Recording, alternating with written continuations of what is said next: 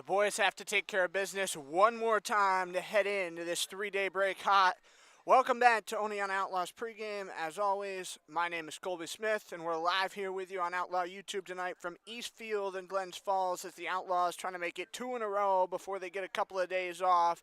Not going to be an easy task seeing this Glens Falls Dragons team here on the road. Oneonta last night, they got their first win at home since June 19th, which there's a lot of background with that June 19th game that we'll roll into all throughout the broadcast. But Oneonta had not won at home since Juneteenth against this Glens Falls Dragons team. Final score that night was 14-4 as the Outlaws got it done in 8 innings because the mercy run rule, 10 runs or later after 7 innings. And so with the Outlaws pushing across the 14th run in the bottom of the 8th, courtesy of an Ethan Gloss RBI single, they managed to wrap that game off and get the victory that night. That also gives the Outlaws a 3-0 series lead against Glens Falls so far this summer, as there's 8 total meetings on the schedule between the Outlaws and Dragons this season.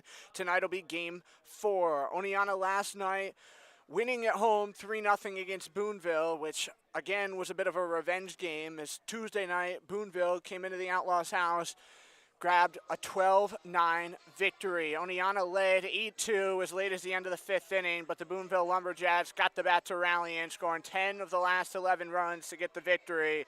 And so it was huge for the Outlaws to get the win last night, send the home crowd smiling before the team came on the road tonight and is not back at home until Wednesday, when it will be free night. NBT Bank sponsoring free general admission at Damaski Field on Wednesday night, so make sure you mark it on your calendar. A free night Wednesday against this same Glens Falls Dragons team, 7 o'clock start. You're not going to want to miss it. But last night we said that this Outlaw team sent the home crowd smiling, and that was led by the pitching staff. Co-players of the game last night, the first one, Caleb Kempler, got the start, went 5 innings, surrendered just 1 hit, 1 walk, and struck out 6.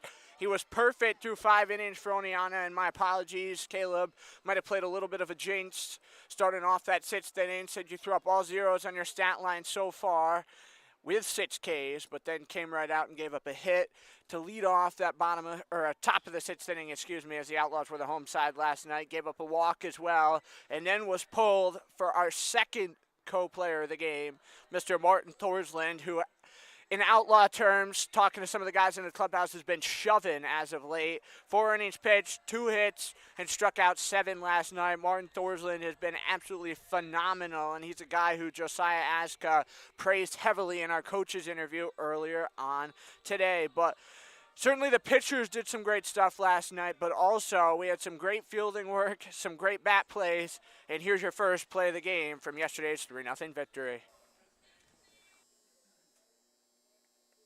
Brody Rownley waiting on deck behind Matt Carrera here in this Outlaw half of the 5th. At third is Moises, Millman stands at second, and Nick Delvecchio's at first. Bad set from the stretch, McWilliams again, Carrera looking out towards right with this one. Shallow ball, gonna fall just inside the line. Moises chugs on in to score, everybody else held up, and it's a 2-0 lead here in the 5th. Matt Carrera with a big RBI single to give the Outlaws some insurance. Luckily, though, bases still loaded. Millman at third, Delvecchio at second. Now Carrera at first for Brody Rowley.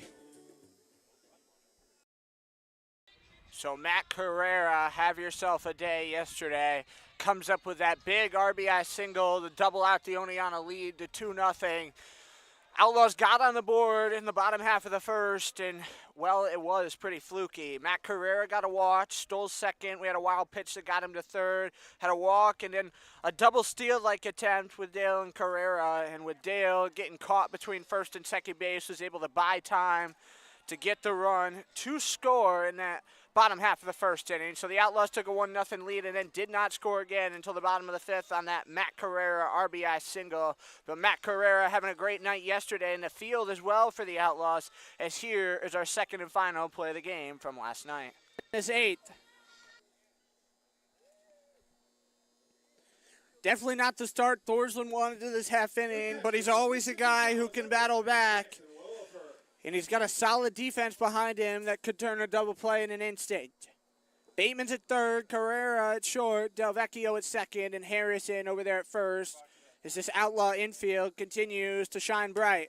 Slow bouncer right up the middle. Speaking of double plays, Carrera, the turn to first, in time! Matt Carrera, the 6-3 double play. Oh, baby.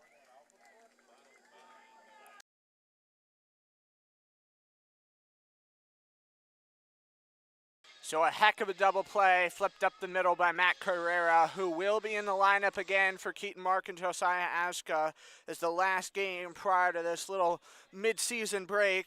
We're past the midway point. Oneonta coming into tonight going to sit at 14-12-2 after the victory yesterday. Team game 28, and this is their 14th game away from home.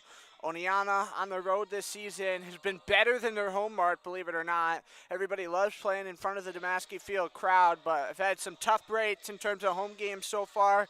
So the split 8-5 on the road for Oneonta entering this evening, and they are 6-7-2 at home.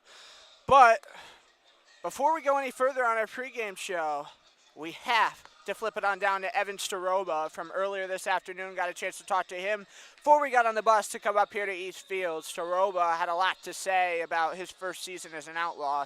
So stay with us. Evan Staroba next up here on Outlaws Pregame. Colby Smith, and I'm super excited to be joined today by Outlaws reliever Evan Staroba. Evan, your first season here as an Outlaw so far, what's the experience been like? It's been pretty fun. Getting a lot of innings. The boys we're doing pretty good. Just getting to know everyone's pretty fun. A lot of guys from the hometown. Just meshing with each other. It's going pretty great. Well, and you mentioned hometown. You're from local Jefferson, so having that connection, having those local ties, what's that been like and making this experience more special? It's making the team a lot easier to interact with everyone and pretty much know what other kids are going to do, and seeing everyone pretty much play, so it's a lot easier that way. Well, and have any of the fellas in the locker room leaned on you or asked you questions about where to go and what to do around here? A couple of guys are talking about where to go for food, so I know a lot of different places for that. A lot of different hangout spots and stuff to do activity-wise. And in terms of your experience here overall, you talked about bonding together. Everybody seems to have their things that they like to do around here. What kind of things have you asked other fellas to do or, tried to get going in the locker room? I've asked a couple guys to go golfing. That's the main thing that us baseball players try to do on the weekends. Been out to eat a few times, just hanging out. What's the go-to golf spot around here for you? I go to the golf spot right by my house, Stanford Golf Course.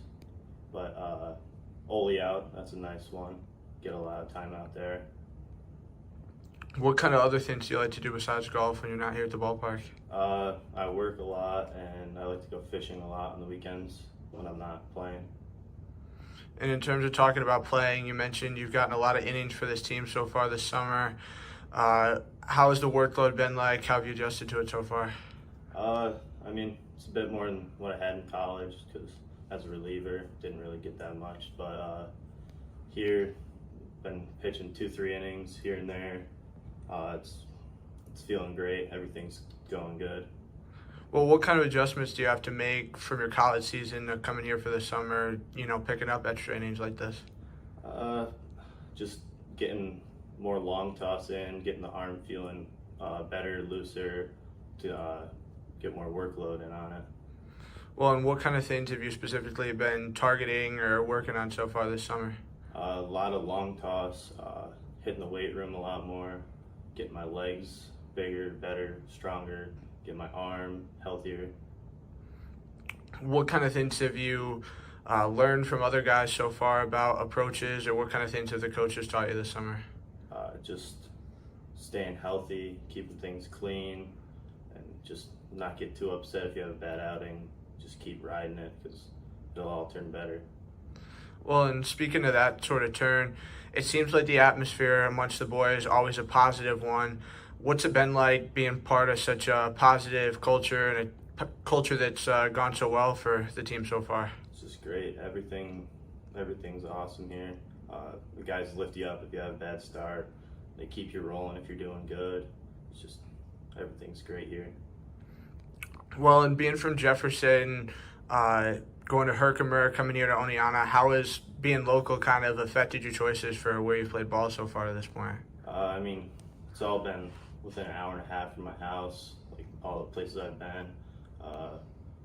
It's just, you get to see your parents all the time, family comes to the games, support you, local friends all come to the games.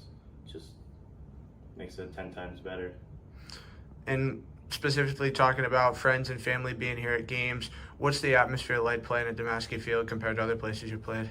I love it here. This place is nice. When the lights come out, just the atmosphere makes it 10 times better here.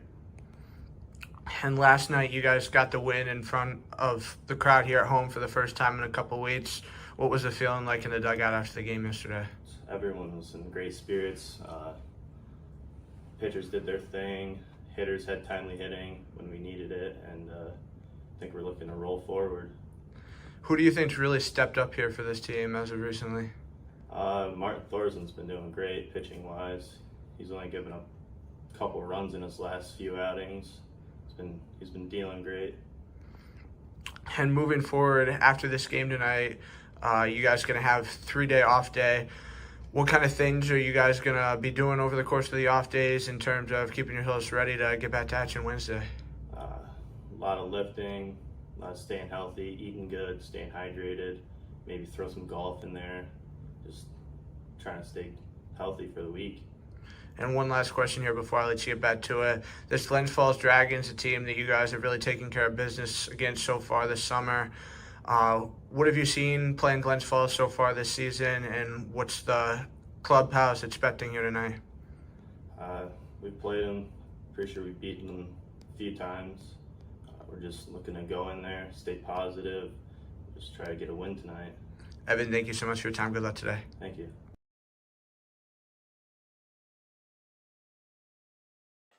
Huge thank you to Evan Staroba for taking some time out of his afternoon to drop by the pregame show.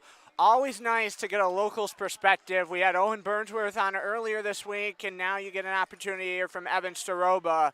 Always the question mark of who's going to stop by the Oneonta pregame show, who's going to drop by the broadcast booth in-game, and we always have surprises because we like to keep it fun. We like to keep it exciting here in Oneonta. Staroba's interview is come and gone, and now we're going to head to our coach's interview from today as Josiah Aska dropped by to break things down from last night and talk about the upcoming break. Here it is as we approach first pitch here at Eastfield in Glens Falls. Colby Smith back here on another Outlaws coaches interview with assistant coach Josiah Aska.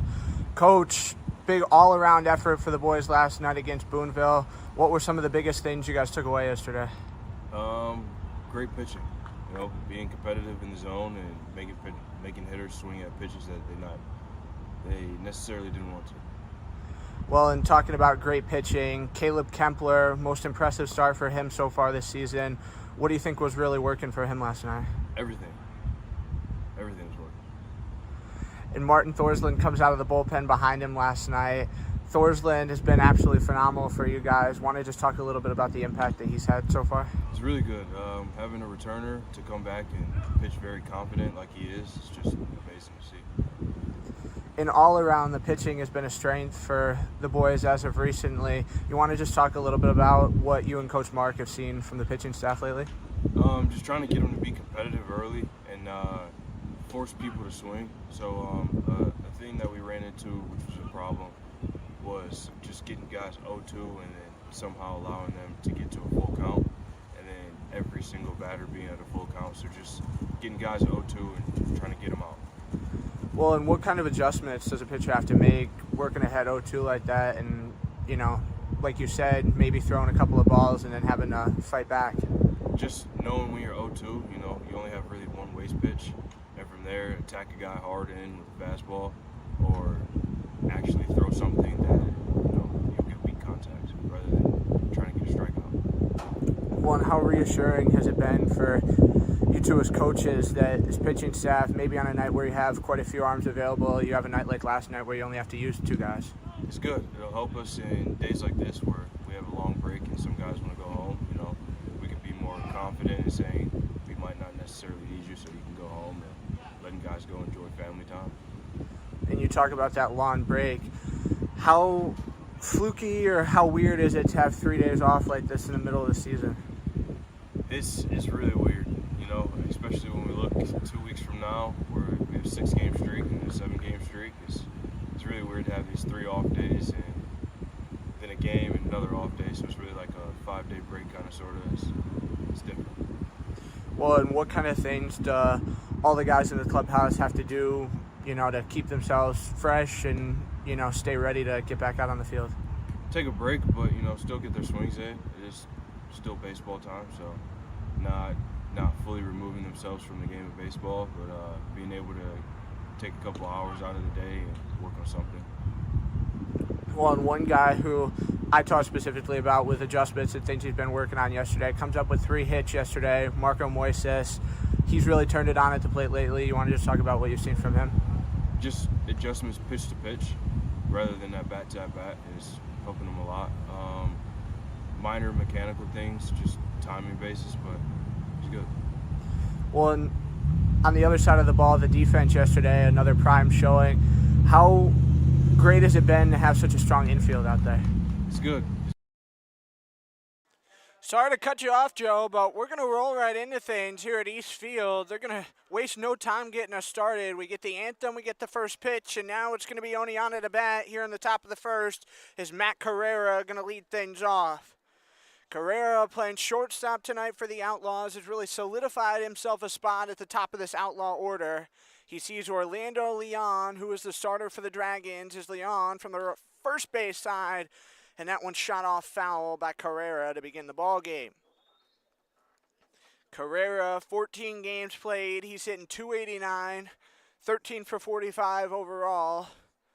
Is Leon bat set, ready for his 0-1. Kits and delivers. Is Carrera going to spray this one up past the light pole and out of the ballpark, so he'll fall behind 0-2. The Outlaw lineup, Kyle Kakamis playing second, going to follow him. Jacoby Dale's going to bat third this first inning, playing center. As Leon's 0-2, going to miss slow and away outside, and it'll go 1 ball and 2 strikes.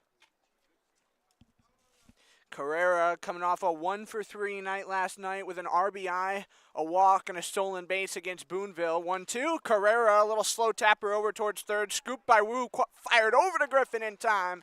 And that will be a 5-3 put away for out 1. Nice read by Wu over there to scoop that one and bring that hand down and make sure that he held possession of that ball. And a power throw over to first for the 5-3 put away to get Carrera. And so it's Kyle Kakamis to now hit with 1 away. Kakamis, the lefty, hitting .211 for Oneonta so far, but a smaller sample size than most as he's played just 6 games. And Kakamis going to call time before he even sees a pitch. Leon entering the night. He's got a 6.31 ERA, a 1-3 record. Is his first pitch to Kakamis, drilled out towards left and going to take a big curve into foul territory over the bleachers, so it'll be 0-1. Kakamis has already played against Glens Falls once. Is on the 27th of June. He went 2 for 4 with a run and a strikeout right up here at East Field. 0-1 offering from Leon. Kakamis straight up the middle to just skip off the mound. Diving play by Kleinman, and he's going to eat that one as Kakamis gets down the line quickly. So he'll be on base with 1 away here in the top of the first, as they should score that one as a single. Took a bounce off the left side of the mound and rolled out to Kleinman. Would have been a tough play, and they do indeed give a single. So now it'll be Jacoby Dale. 1 on with 1 out for the big 3-hole guy for this Outlaw roster. Looking over the shoulder to first. Dale, first pitch hacking towards short. Friend going to flip it under into Kleinman. Turn to Griffin in time. That will retire the Outlaws here in this top half of the first, as it will be a 6-4-3 double play. Into the bottom of the first we go. 0-0 going to be your score.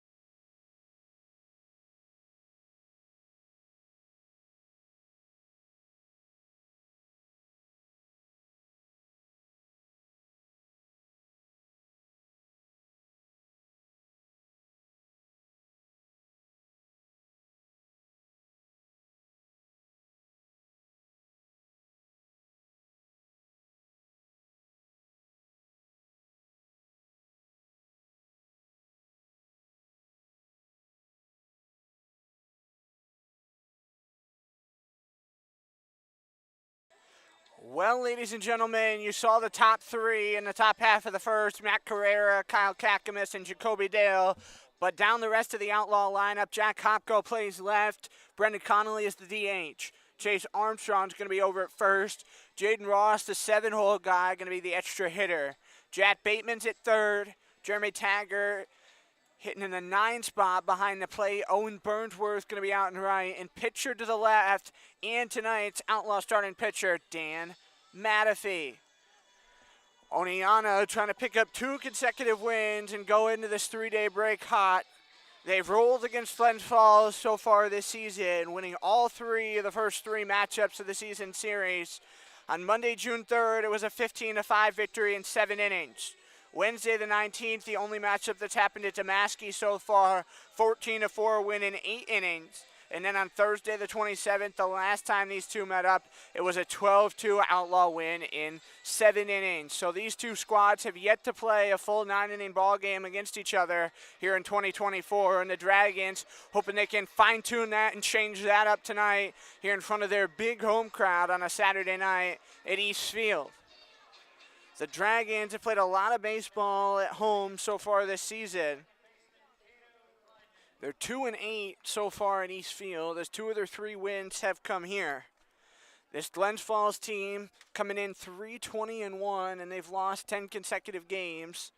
As Matafee and Taggart having a long meeting out on the mound before Cato Kleinman settles in for the first pitch from Matafee of this bottom of the first.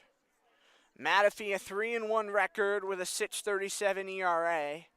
He's made 6 starts already, so this is 7th as an Outlaw. 24 innings total on the summer. It's Kleinman in the box. Matafee going to kick and deliver. First pitch Hacken going to get up over the screen behind home until it'll be 0-1 on Kleinman. Kleinman playing second base tonight for the Dragons. He's a guy who's led off in all but 2 games he's played. As Matafee's 0-1, nice breaking pitch, but going to be just above that upper outside corner, so it'll be 1-1. Kleinman combined 1 for 7 with a double yesterday as he drills this one out to the gap in right center field. Dale over, makes the play in the gap. So that will be a fly out to center field for out 1.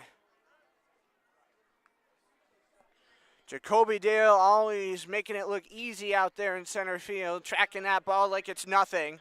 And Jack Griffin, the 2-hole hitter, going to settle in.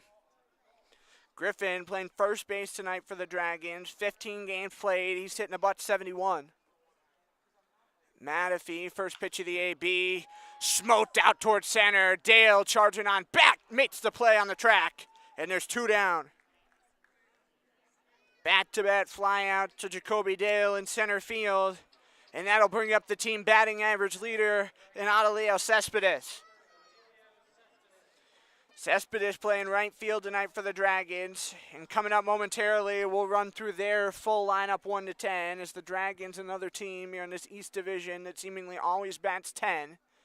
As Matafee, first pitch to Cespedes. Going to go out towards left center.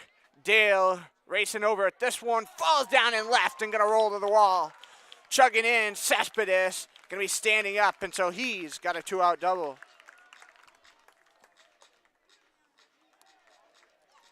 The Dragons, you can see it, they're going to be aggressive tonight against Matafee, attacking early in at bats, and now Chase Armstrong going to come in and have a word with Matafee. He's telling him to shake that one off and go attack Stephen Catch. Catch plays left field for the Dragons here in this Saturday night contest. Justin Boiva, the center fielder, behind him. Bernardo's in the 6th spot as the DH. Christian Knight behind the plate hits 7th.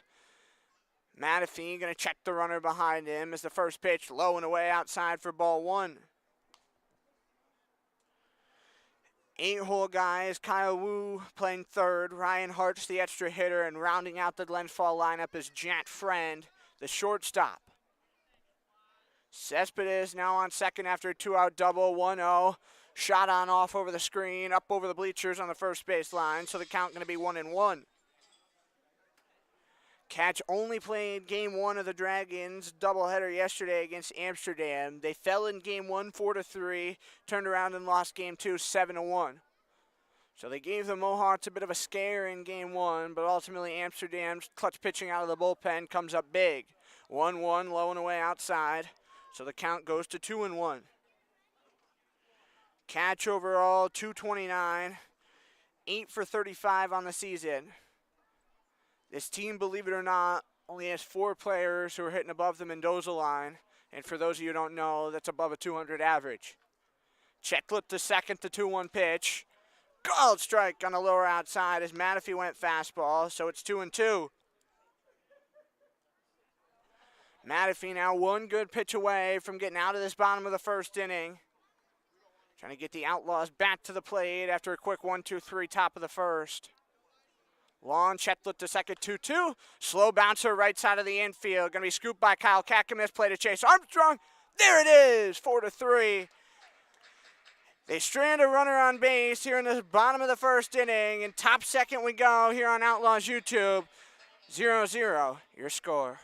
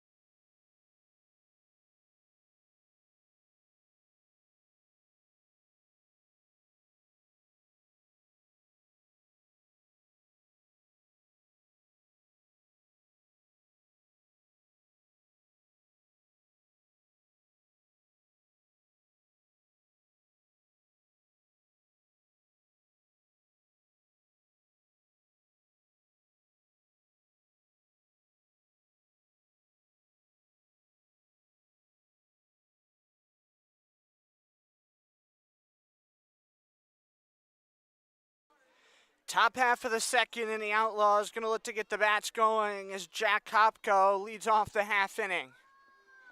Hopko in the 4 spot tonight, going to see Orlando Leon for the first time. Leon, 5'10", 185. He's from Ecuador, and this is his 5th start for the Dragons so far on the summer, 7th appearance. First pitch to Hopko, going to miss up and away as the slider went right back over the plate, so 1-0 going to be the count. Hopko 1 for 2 with a walk, a strikeout, stolen base, and an RBI sac fly. So a pretty complete stat line against Boonville yesterday as his 1-0 shot off foul just to the left of the Dragons dugout to even the count back at 1 apiece. Teams trading hits in that first inning, but the base runners being stranded.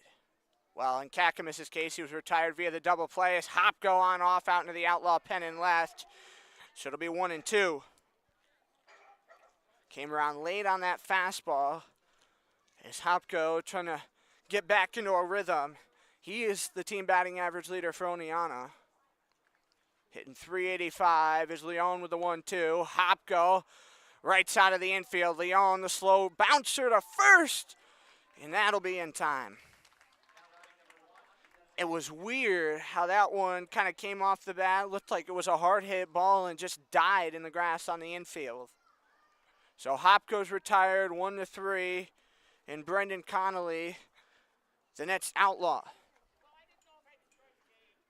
Connolly, the DH, as he continues to not be able to play the field as he's had a shoulder injury that's been bugging him for quite some time. First offering from Leon, going to sail up and away for ball 1. Connolly 0 for 5 with an RBI and 2 strikeouts in the 8-8 tie against Mohawk Valley on the 4th. He was off yesterday as the 1-0 skips in the dirt, but it's kept in front by Knight, who's behind the plate, so the count will be 2 balls, no strikes. Katz, Boiva, and Cespedes left to right in the outfield for Glens Falls tonight. There's a little turn towards the dugout. Leon takes his sweet time. Now the 2-0 pitch. Down the first baseline in foul territory. 2 balls and a strike. First to third on the infield. It's Griffin, Kleinman, Friend, and Wu. And Knight is behind the plate for the starter in Orlando Leon. 2 balls and a strike on Brendan Connolly as Leon from the first base side deals up and away, ball 3. It's like he's having a hard time locating those breaking pitches here to begin the second inning. Despite getting that bouncer from Jack Kopko to start the inning. As the 3-1 pitch in tight to the knees for ball 4, and Brendan Connolly going to be on base with 1 away. So 1 on and 1 out for Chase Armstrong. Armstrong's been really impressive despite what the numbers say for the Outlaws so far this summer. He's a hard worker. He's always the first guy to get to the field. And he's always the guy who's asking, what can I do better? What can I improve on? And just what can I do to help this team? Chase Armstrong is that kind of player for this Oneonta Outlaw roster. Armstrong plays first tonight as his first pitch hats out to right. Going to take a couple of skips and roll down in front of Cespedes. Armstrong's going to have a 1-out single. And now there's 2 on with 1 away. Connolly gets on via walk. Armstrong singles. And Jaden Ross, the extra hitter, going to bat next. Ross 0 for 3 with a run, pair of walks, and a strikeout on the 4th of July. And the 8-8 tie against the Diamond Dogs. Outlaws, if you forgot, rallied back from all the way down 7-0 after that top half of the first inning to tie things up 8-8 in the bottom of the 9th. Had their opportunity to win it in the 10th, but couldn't come through as they had bases loaded with just 1 out. Situational hitting has remained a struggle for this team late in ball games as Ross settles in. Connolly at second, Armstrong at first, and Leon now forced to work from the stretch here on the top of the second, and Ross immediately going to have to call time and step out. Ross hitting .217 on the summer so far for Oneonta. He's another one of those guys who's taken on a big leadership role for this team, but he's a more vocal leader, always pulling guys aside, trying to help them with their swing, help them with their defense, as Leon going to miss with this one in tight to the knees for ball 1. Ross, even in batting practice today, was trying to help Matt Carrera tighten things up in the box, and Carrera's been getting good barrels on ball, but Ross is just one of those guys who's a baseball genius and always manages to help get the best out of guys around him as the count now 2 balls, no strikes. A lot of guys, you've heard it in our pregame interviews, have said Jaden Ross has been the go-to leader on this team. A lot of guys have thrown out Jacoby Dale's name as well. Checklet to second, the 2-0, low and away, ball 3. And it's crazy enough that Jacoby Dale and Jaden Ross have kind of taken on a new friendship this summer. Those guys always spending a lot of time together on off days, even coming to the ballpark together every so often. There's a long look to second, the 3-0. Low and away for ball 4. So the bases will be full of Outlaws here in this top of the second for Jack Bateman. Connolly advances to third. Armstrong gets to second. And Ross now going to be at first for Bateman. And we get an early trip out to the mound from first-year head coach Matt Dio. Dio trying to recruit the best he could for this team this summer. 23 different colleges represented on the Glens Falls Dragons 2024 roster, which is much higher than last year. Dragons got groups of 2-3 guys from a college last year, but a lot of singles represented on their roster this summer. So guys not having teammates come along with them.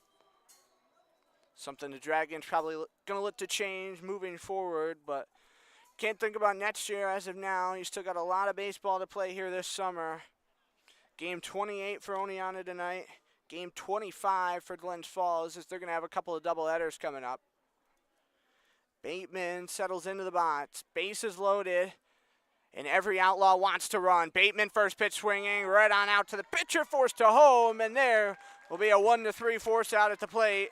So the bases will still be full as Leon going tonight with that one for out 2. It'll be Bateman on via fielder's choice.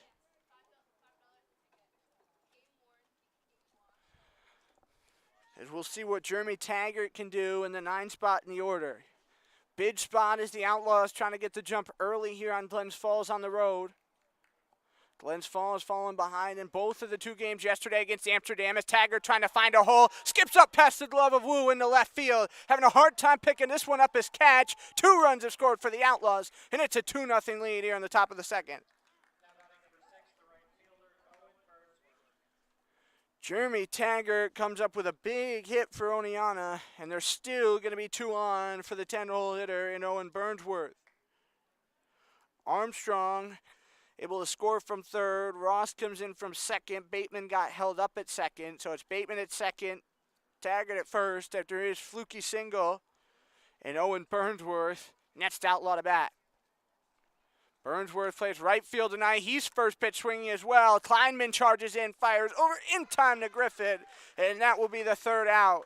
It goes Kleinman to Griffin for the 4-3 put away, but not before the Outlaws plate 2. To the bottom of the second we go. Oneonta, the 2-0 lead.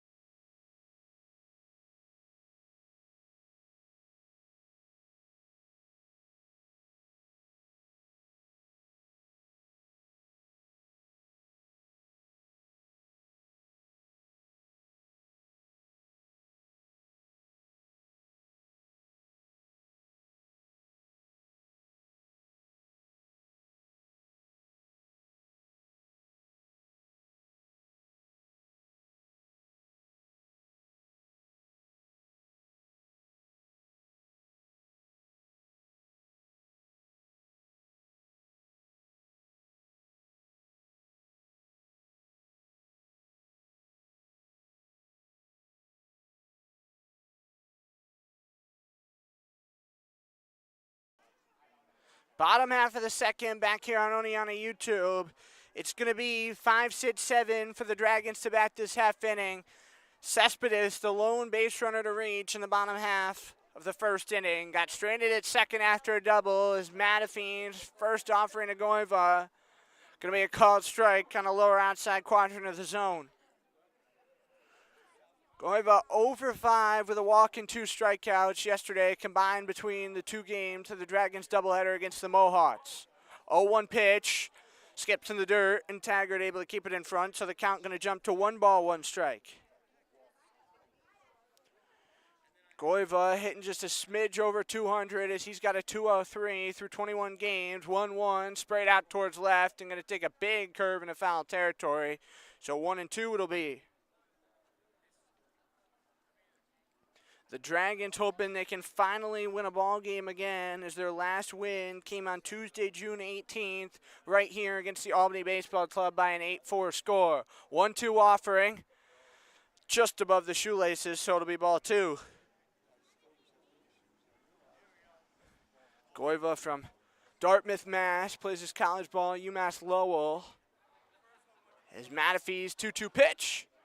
Caught off the end of the bat, and so Goiva going to live to fight another day. After tonight, we've talked about it a couple times already, the Outlaws going to have a bit of a layover as they do not play Sunday to Tuesday. Be back in action Wednesday to see Glens Falls at home on NBT Bank Night as the 2-2 not going to get that call off the lower outside corner, so it goes full, first full count for Matafee. NBT Bank Night Free general admission for all at the ballpark. 7 o'clock start, so make sure you come join us Wednesday night at Damaski Field. Payoff pitch from Matafee. Out towards left center. Over the shoulder, Carrera looking, coming in and camping under it is Hopko. So there will be one away here in this bottom of the second. Hopko got a good read on that one off the bat as he came in, probably 6-8 feet or so, and just reached up and there it was. Caden Bernardo with one away. Bernardo, the designated hitter, hitting a butt 47 as he lays off the first one low and away for ball one. Bernardo seen a lot of DH duties for this team so far this summer. He was a combined 1 for 4 with a run, an RBI, and a walk yesterday as he lays off another for ball two. Christian Knight waiting in the on-deck circle, taking some big practice hats for Glens Falls as the 2-0 pitch skips in the dirt. And Taggart clipped it off his chest protector, so 3 balls, no strikes. After tonight, the Outlaws and Dragons going to meet 2 more times at Oneonta and 2 more times right here at Glens Falls. It's a split in the season series. 3 matchups in Oneonta and 5 here at Glens Falls. It's the 3-0 offering, called strike on the lower outside. 3-1.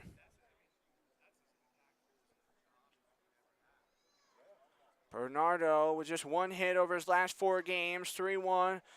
Off diagonal into the screen behind the plate. So full count as Matafee, 2 straight 3-2s to open this bottom half of the second here on the road. This isn't the first time that Matafee seed Glens Falls. As that one gonna miss flowing away outside, ball 4. Bernardo takes the walk, and as I was saying, Matafee pitched against Glens Falls on Wednesday the 19th at home through 6 innings, which is his longest start to date as an Outlaw. He was great that night, 3 hits, 2 walks, 5 Ks, facing 24 through 90 pitches, and 64 of those were strikes. As the first pitch tonight, going to be low and away in the opposite batter's box for ball 1. Knight, the only switch hitter in the Dragons lineup tonight, as they bat 4 lefties, 5 righties, and Knight the switch. 1-0. Going to roll through the legs of Taggart all the way to the backstop. So Bernardo going to advance himself in a scoring position on the wild pitch. 2-0 will be the count. Bernardo now at second. Dragons, one of not many teams in this league who have multiple switch guys on their rosters. They have 2 guys who are switch hitters. The other, another catcher in Jordan Merowitz. It's the 2-0. Misses low and away for ball 3. Knight with just 1 RBI, 5 walks, 9 strikeouts on the season so far. Just wrapped up his freshman year at Wagner. As Matafee checks the runner, 3-0 pitch. Called strike on the lower inside, so that'll make it 3-1. Kyle Wu, Ryan Hart, and Jack Friend round out the Glens Falls order behind Knight. With his toes square up on the chalk, Matafee's 3-1. Out towards left field, Hopko going to charge in, makes the play. And that will be an easy routine line out for out 2 to bring up Wu. Wasn't high enough in the air for me to consider that one a fly out. So I don't know about you, but I'm going to score that as an L7 ahead of Wu. They still have Bernardo at second as runners left in scoring position have been a big problem for the Dragons, not just in the season series against Oneonta, but overall as a team this season. Wu with an odd batting stance, swinging for a fastball and couldn't connect, so it'll drop to 0-1. Matafee's fastball, one of the most deceptive amongst the Outlaw pitching staff, as he gets quite a bit of spin on it, which is certainly remarkable. And a big part of the reason why he's a D1 pitcher as well is Matafee, member of the Holy Cross staff, is the 0-1 up into the seats along the first base line.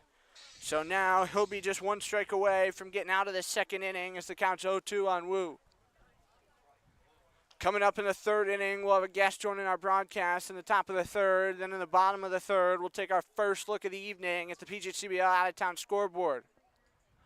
Checklet to second, the 0-2. Wu, a little daisy cutter up the first baseline. Armstrong scoop, barehanded that one to first, and there it is. They get the out. It'll be a 3-1. And the Dragons strand another on base. To the top of the third we go. Going to be a 2-0 Outlaw score.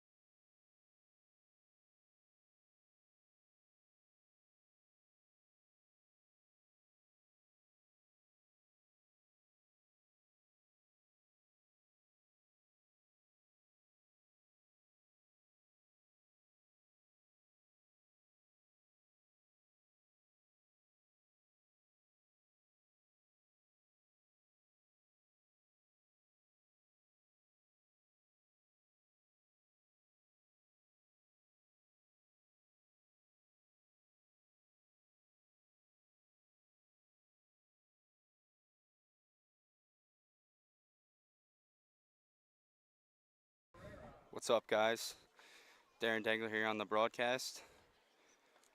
We got our leadoff up, Matt Carrera. Been swinging the bat really well. See what he does here. Pitch one comes. First pitch swinging. Base hit for Matt Carrera. Beautiful base hit for him. KC up next. Also swinging the bat very well. See if he can piece one up for me here.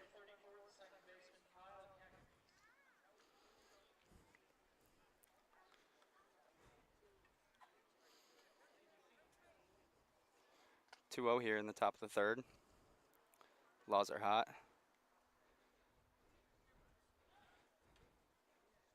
Pick off. Very late. Let's see if KC can barrel one up for me. First pitch low. 1-0 count here for KC.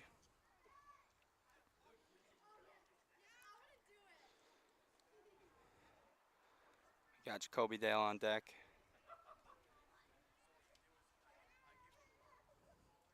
Pitch two, swinging, fouled off.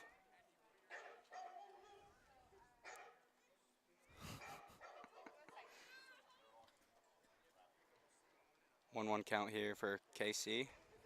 Matt Carrera on first.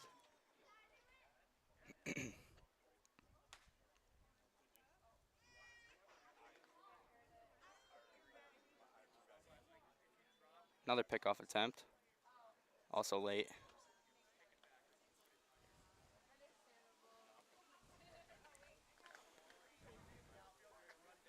Still 1-1 count for Kyle.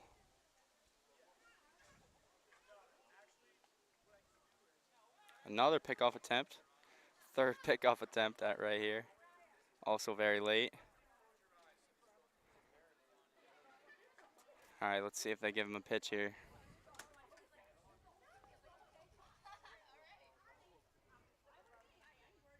Carrera goes, foul back. So Carrera's gonna have to go back to first. Counts 1-2 for KC. Kobe still on deck.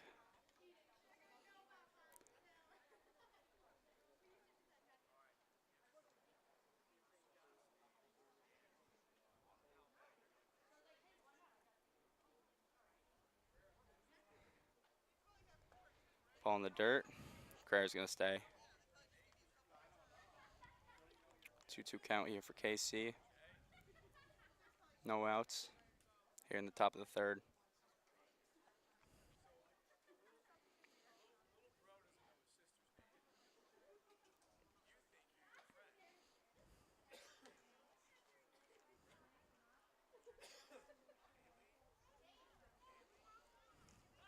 Another pickoff attempt. That ball gets away, but he's not going to go anywhere. Fourth pickoff attempt, just this at bat. KC's only seen 4 pitches. Still a 2-2 count. Let's see what he does here.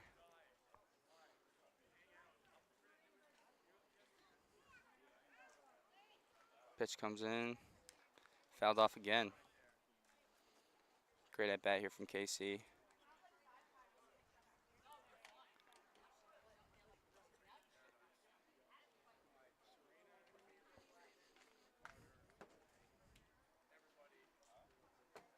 Pitch 6 coming in. Right up the middle, and it looks like 2. And they turn 2, so now we got Kobe coming up with 2 outs. Kid swinging the bat very well. Let's see if he can keep something going here in the top of the third.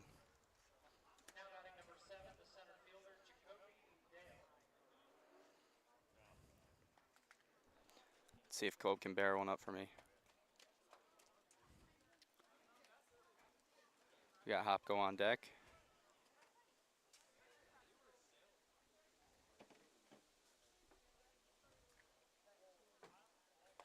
First pitch, strike. Grab the bottom corner.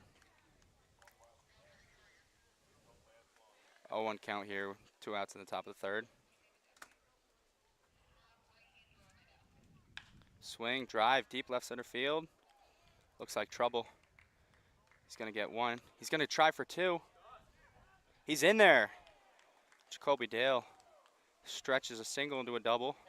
That's some great base running and a beautiful hit right there.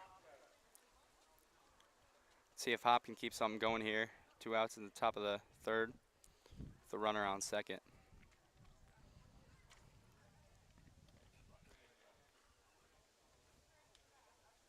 Hopko leading the team in batting average.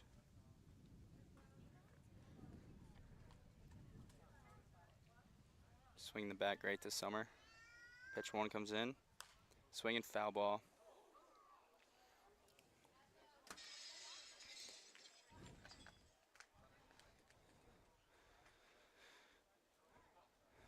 A 1 count here for Hop. 2 outs in the top of the third. Kobe Dale still on second base.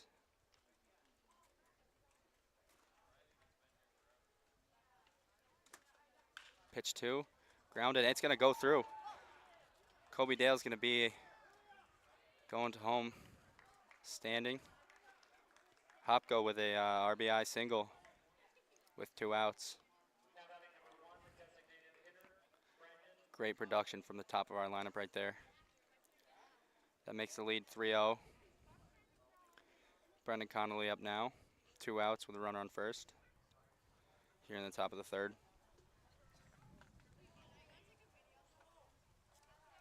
Hopko's going. He's in there safely. Another stolen base for Jack Hopko. See if Brendan Connolly can keep things going here for the Laws.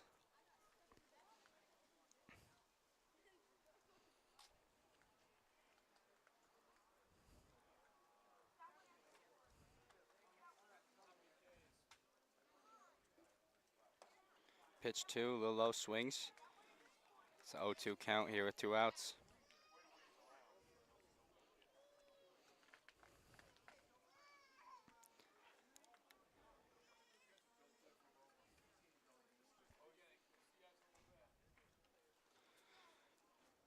The 0-2 pitch.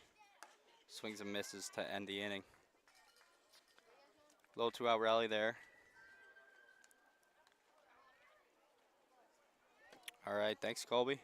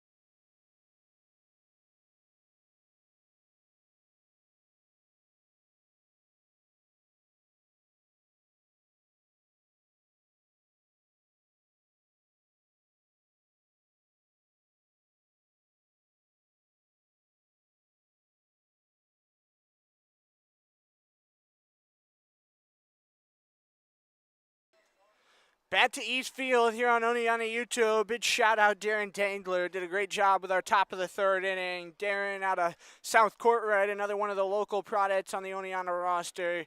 Great ball player, but an even better person if you couldn't tell. Darren's heck of a dude.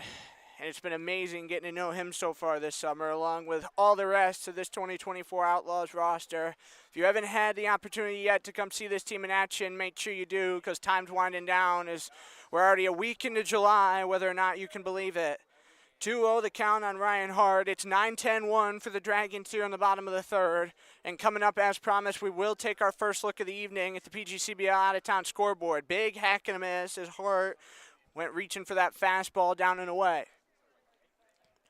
Hart, one of the lefty batters in this lineup for the Dragons. Jat Friend waiting on deck behind him as the 2-1 flips the lower inside. That'll make it 2-2.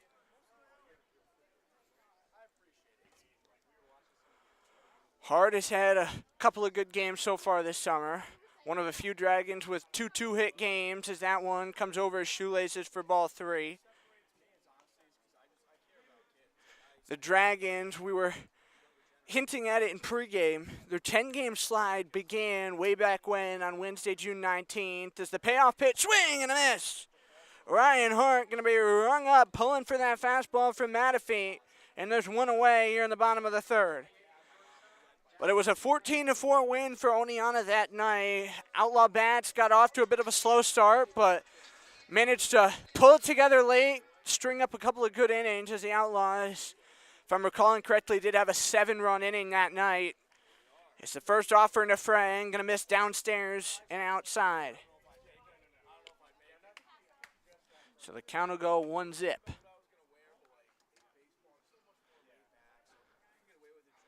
Matafee, catch delivers the 1-0, up and away. That'll be ball 2. Outlaws trying to make it 2 in a row tonight here on the road against this Glens Falls team. They've won twice here at this field already this summer. As the 2-0 down and away, that's ball 3.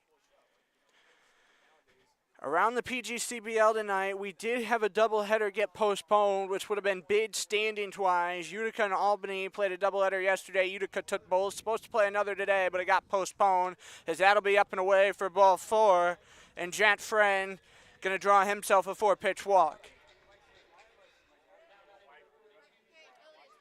Friend, not a guy who's drawn too many walks so far this summer. That's just the 4th he's taken. As we go back to the top of the order for Cato Kleinman. Kleinman flew out to center field in the first inning. As Matafee going to go up and away with this one for ball 1.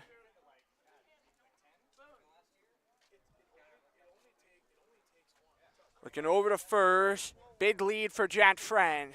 The pitch, shot on up on the third baseline, going to get over the seats until to make it 1-1.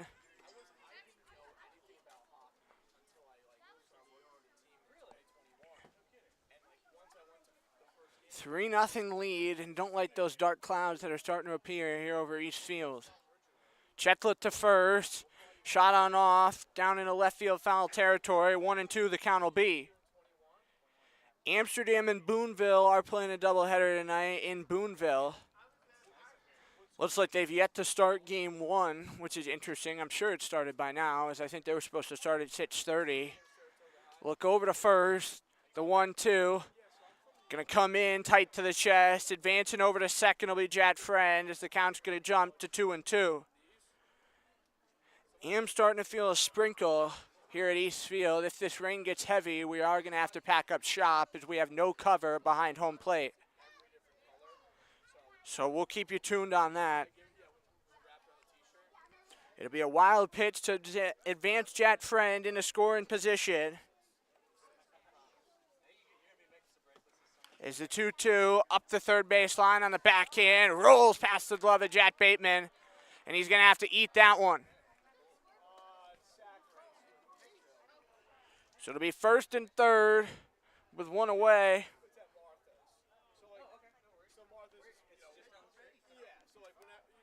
As Matafee going to have to try to shake this one off. They're actually going to call that a foul ball?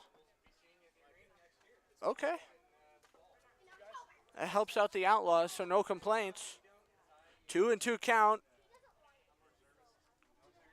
And Friend going to hang tight to the bag at second. 5 hits for Oneonta, 1 for Glens Falls. Dragons do have an error already. The 2-2. Goal, strike 3. Is Kleinman going to be rung up looking here in the bottom of the third.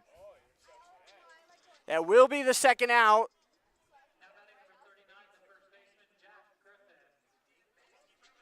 As now Jack Griffin's going to bat. Watertown has a 4-2 lead on Socrates, bottom of the 5th, and Rapid Country. Olean and Batavia playing out at Dwyer Stadium, and the Mutt Dogs have a 6-0 lead in the 3rd. Pitch going to miss low and away outside to Jack Griffin. Jamestown and Elmira, delayed start due to rain. Top of the 2nd in Newark. Americans and Pilots tied at 3 apiece. Geneva and Auburn yet to be started in Point Street, so we don't know how that one's going. And that's it for the PGCBL tonight. Seems like a relatively calm night as a few teams getting a day off today. Everybody getting a day, 2 or 3 days here this week to regroup and regather as the 1-0 low and away again for ball 2. So we'll keep tabs on the PGCBL out-of-town scoreboard tonight, and later on in the broadcast, we'll also give you a look at the PGCBL standings board here in the Eastern Division. Not much has changed since yesterday, but did have one team slide up a spot as the 2-0. Slow bouncer over towards third. Bateman going to scoop and fire over to Armstrong. 5-3 for the 3rd out. Easy routine play for the Oneonta infield. And to the top of the 4th we go. Going to remain 3-0 Outlaws.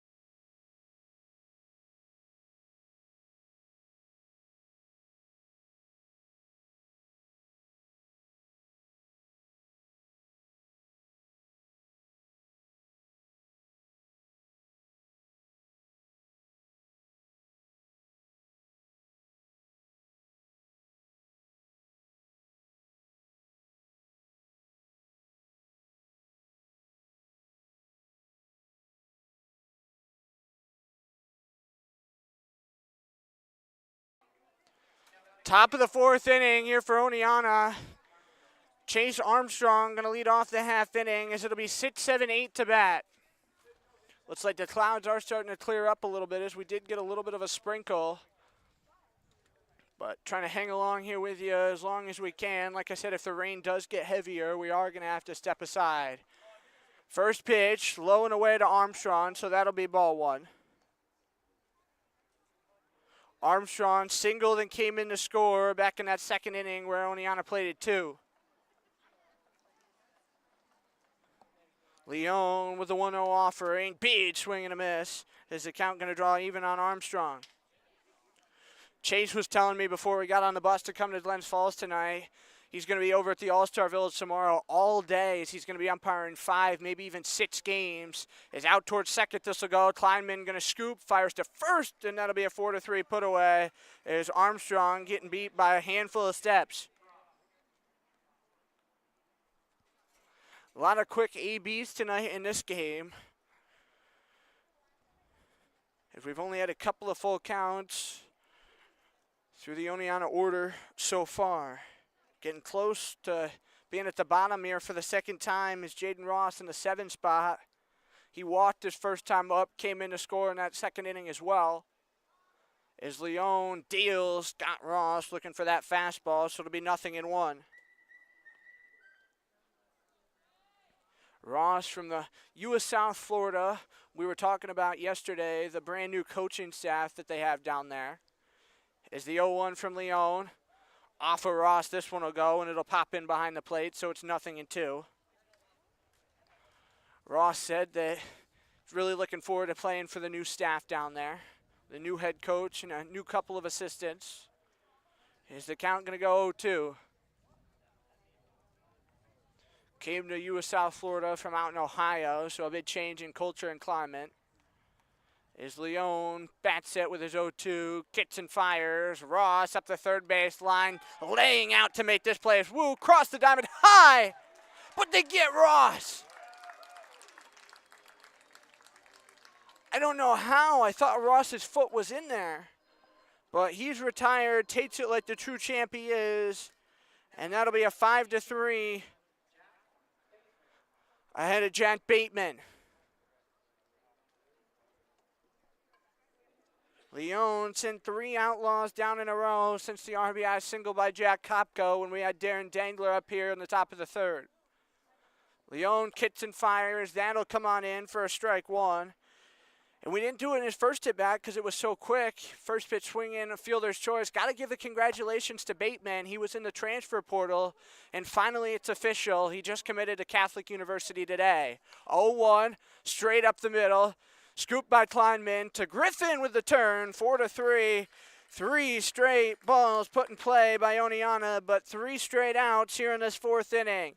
Bottom of the 4th coming up next. Still a 3-0 Oneonta advantage.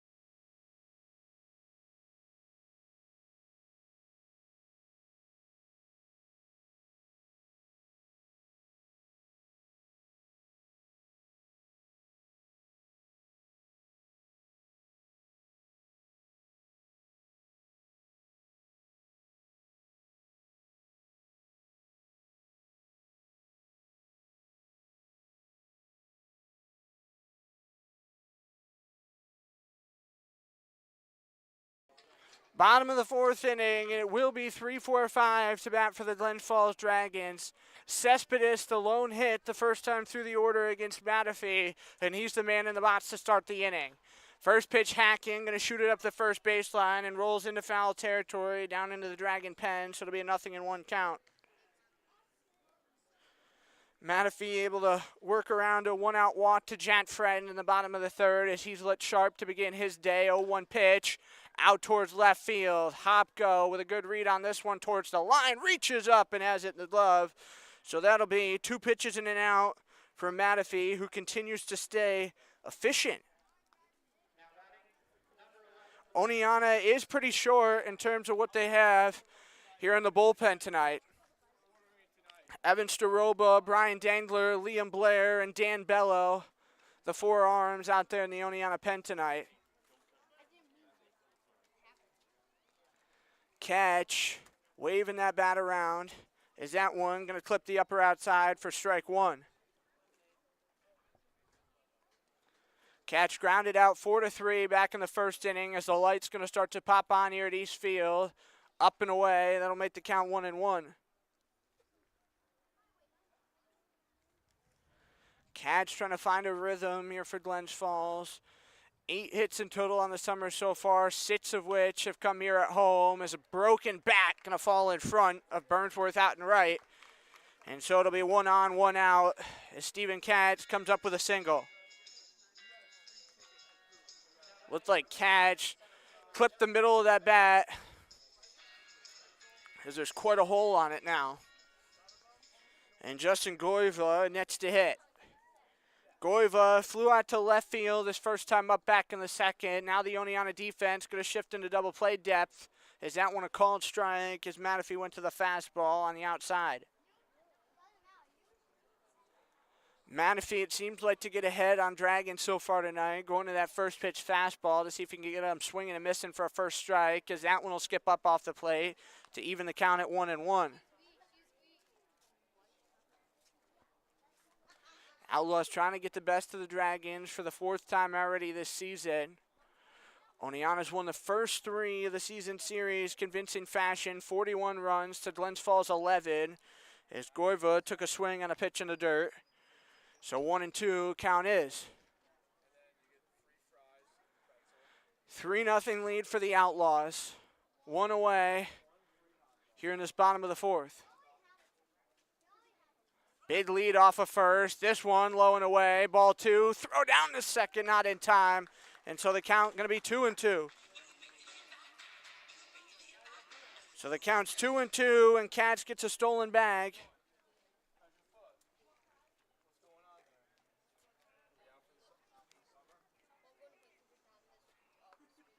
He's now in scoring position as Goiva drills one towards second, throws the bat right into the dugout. Kakamis to first, and he does a job advancing the base runner. It is a 4-3 with Katz heading over to third. There's 2 down now in the inning, so the Outlaws trading 90 feet on the base pass for an out. Katz at third, and Caden Bernardo to hit for the Dragons.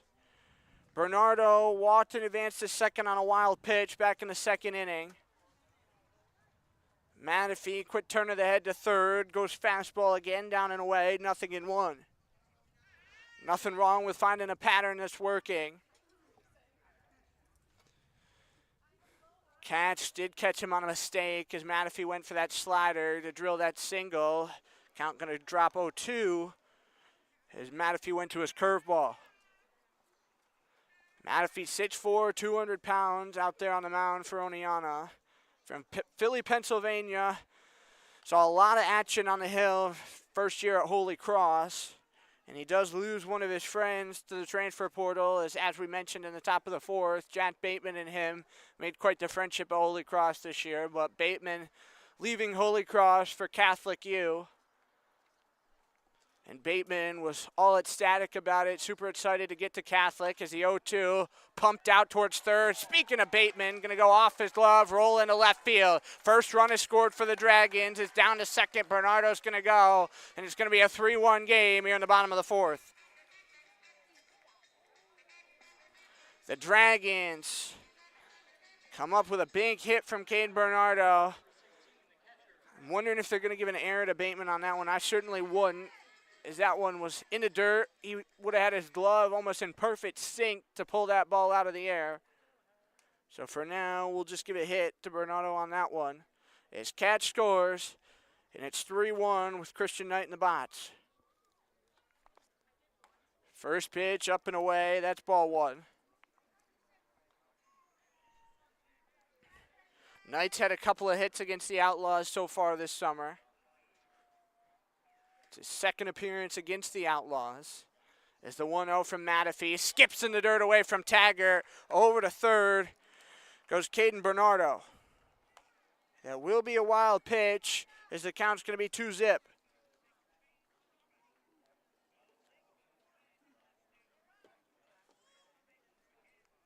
Flaring that bat around his Knight.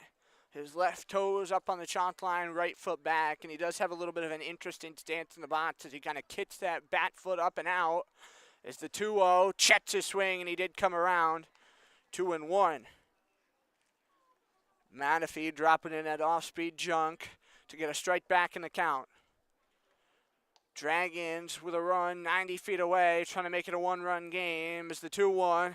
To the right side of the infield, Kakamis ranges over, scoops and fires to Armstrong high, but in time. 4-3 it'll be as Kyle Kakabis continues to show off the great glove in the field. The Dragons going to strand another on base, but not before their first run of the day crosses the plate. To the top of the fifth we go. Going to stay 3-1 Oneonta.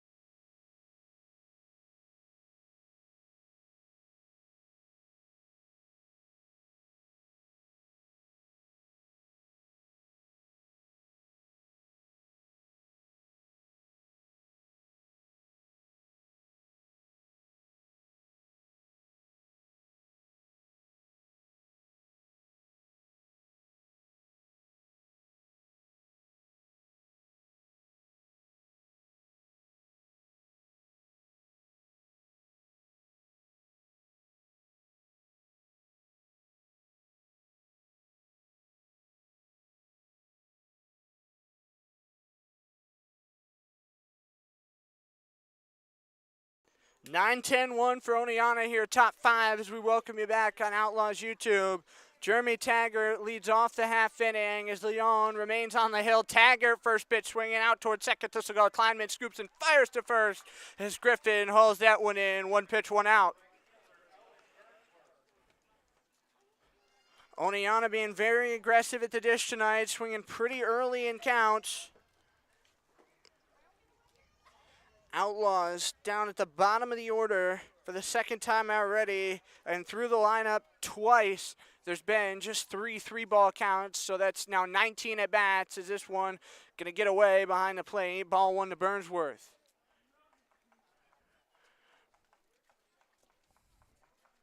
Burnsworth, we had him on our pregame interview show the other day, and he had quite a bit to say about what it's like being an Outlaw.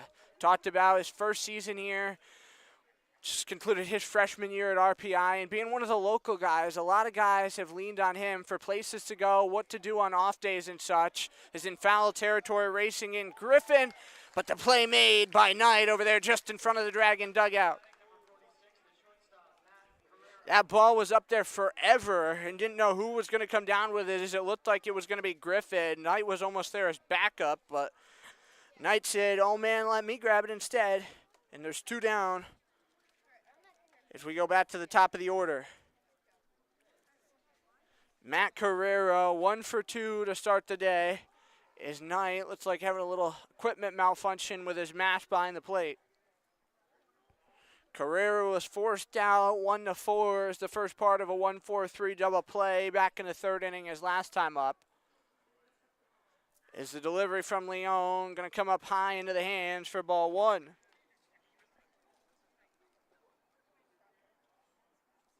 Carrera playing for the third time already this summer against the Dragons, as that one about clipped him on the elbow to make the count 2-0. Outlaws have 4 guys in the lineup tonight who've seen the Dragons twice already. Nobody in the entirety of the roster has played all 3 times against Glens Falls, as the count now 3-0. It does go back to one thing that Keaton Mark and Josiah Aska have preached time and time again about how this Outlaw team has so many options and so much versatility in terms of guys they could trust and put in when and where. Count 2-2 here on Matt Carrera as the offering pumped out towards second. Takes a skip in front of Kleinman. The throw to Griffin as he steps on the bag. 4-3. Matt Carrera sent down. Oneonta retired. 1-2-3 here in the top half of the fifth. And we are halfway home already here from Glens Falls. 3-1. Outlaws still the lead.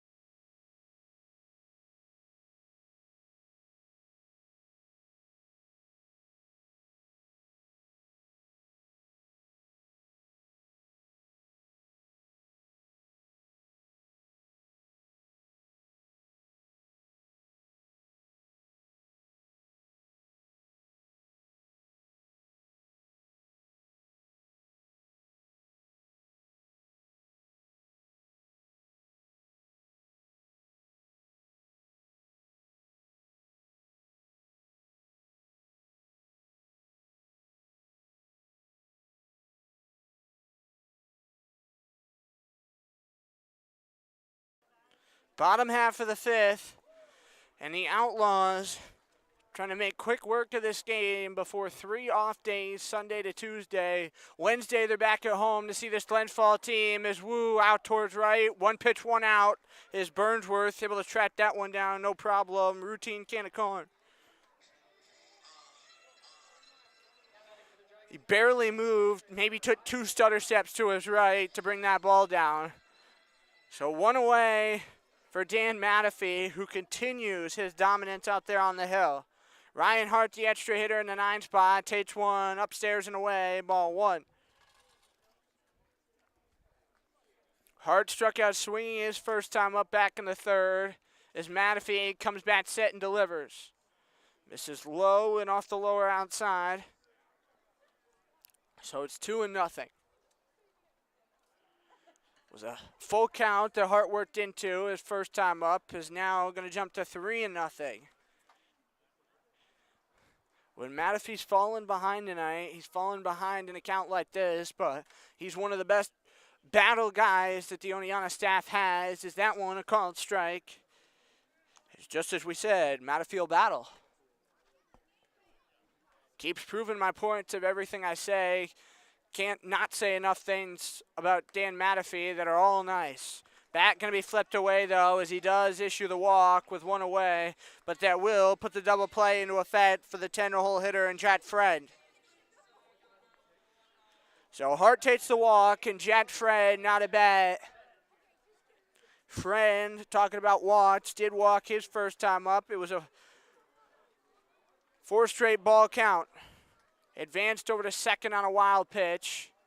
As Matafee checks over his shoulder. First pitch shot up into the screen behind the plate, so it'll go 0-1. Was a fastball that he was just able to put into that screen. As Matafee getting good movement on that pitch. Look over to first, 0-1. Up off the plate, 1-1, the count will be.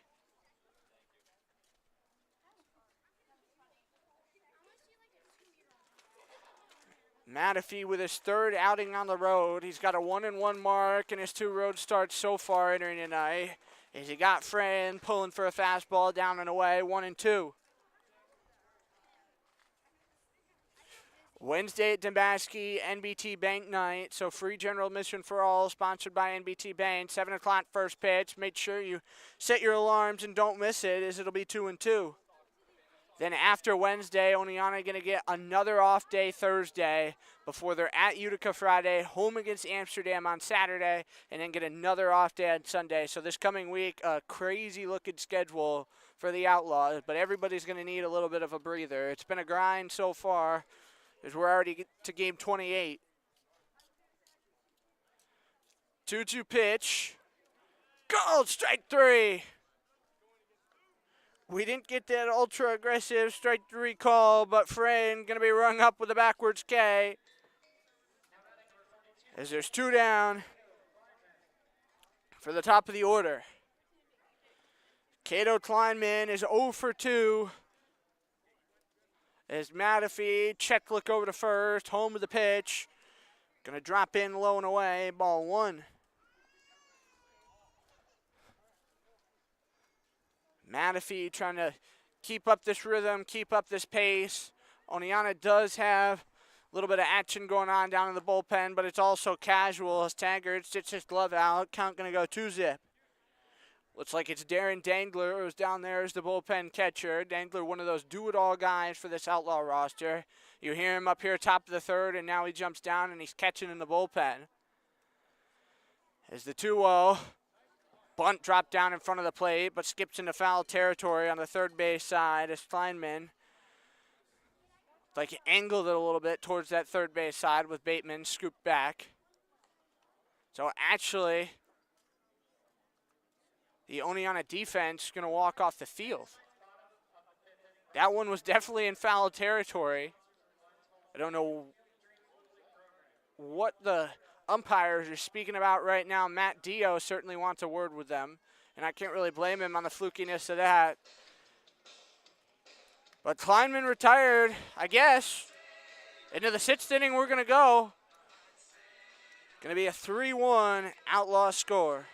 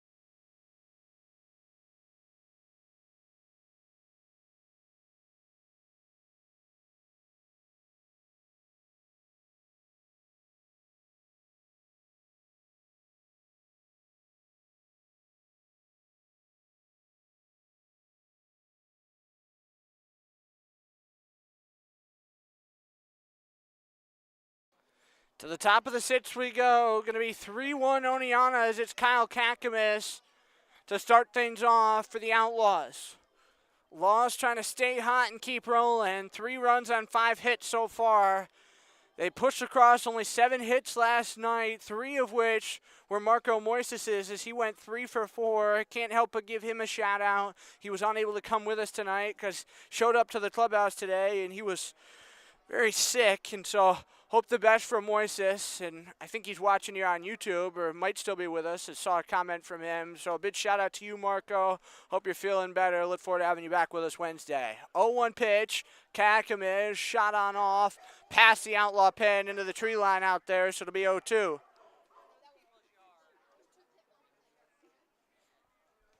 Still was a really confusing out for the bottom of the 5th for the Dragons. The umpires converged and still really gave no clear indication of what went down, as it'll be 1-2. Kakamis going to be followed up here in the top of the 6th by Jacoby Dale and Jack Hopko. Is Orlando Leone still out on the hill for the Dragons? This is his longest start of the season.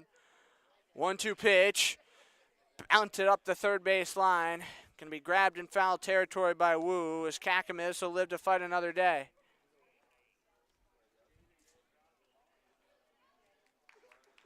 Kakamis going to tighten up his swing. He's one of those guys who has an approach that he follows when he knows he's getting behind with 2 strikes. It's the 1-2. Tightens up and finds the hole. Between second and short, that one goes. Drops in left, and Kakamis has a single to begin the 6th. It's exactly the start you want to the frame for the Outlaws. Well, a guy who's very consistent and very productive bat, Dale smoking a triple at Damaski Field last day. It really is a hard part to get extra base hits in. I mean, unless you carry a ball at Damaski, it's going to be hard to run things out for extra bases. And Dale rolled one to the wall out in right field last night, managed to chug around the bases, getting in, sliding head first for a triple. Big heart guy for this Outlaw roster is Dale. As the 1-0, Dale half swing, and into the fence it'll go to the right of the Dragon dugout. So 1-1, and Dale looks like he's going to need a new bat. So he walks over and takes his extras. Most of these Outlaw players all bring 2 with them when we come to road games. Outlaws a little bit, we talked about it with the bullpen arms, but also in terms of the bench depth tonight, a little bit short, not only for illnesses, but have a few guys who couldn't make the trip for various reasons ahead of the break. So the count going to be 1-1 here on Dale. A pickoff attempt going to be slapped on late by Griffin over there at the first base bag. Hopko in the on-deck circle here for Oneonta, top of the 6th. 3-1 is our score. Outlaws played 2 in the second, another in the third. As Dale trying to find that hole on the right side. Long range by Kleinman to turn to second, throw back to first. Not going to be in time. They're going to call safe over there at the first base bag. So Kakamis forced out down at second base with the 4-6 turn, and it will be a fielder's choice for Jacoby Dale to get on. So unfortunately for Kakamis, he ends up being a sacrifice.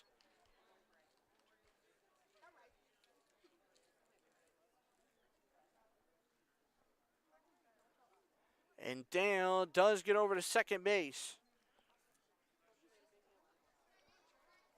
So he's going to stand at second, and Leon is going to take a moment out there on the hill before he settles back. They give an error on that ball for Glens Falls, so they're going to be up to 2, as they are going to put it as an E6.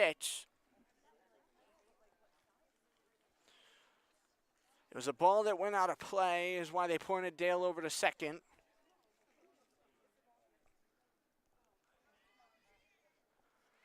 Is Hopko going to drop in. So Dale's in scoring position with 1 out, 3-1 score, a little head turn down to second. Leon came set. This should be a balk, as he was set with the pitch to home and then opted to step off. But it seems like the Outlaws never get that lucky to get calls like that. Leon again was set. Now they're going to catch Dale at a pickle between second and third. Throw over to third. Wu turning back to Friend, and Friend slaps the tag on Dale. So that will be a 1-6 to 5-6 to get Dale. Trying to follow that ball around in my head, and lots of numbers to get the out down there at second. So we'll erase the runner here for you. And it's going to be a 1-0 count on Hopko. Pitch in there. Hopko smotes it out towards left. Catch drifts over in the corner. Reaches up, and somehow he makes that play over the shoulder. Catch, it looked like for sure that one was going to drop, but somehow he pulls that one out of the lights. Bottom 6 we go as this game keeps right on motoring along. 3-1 Outlaws in the driver's seat.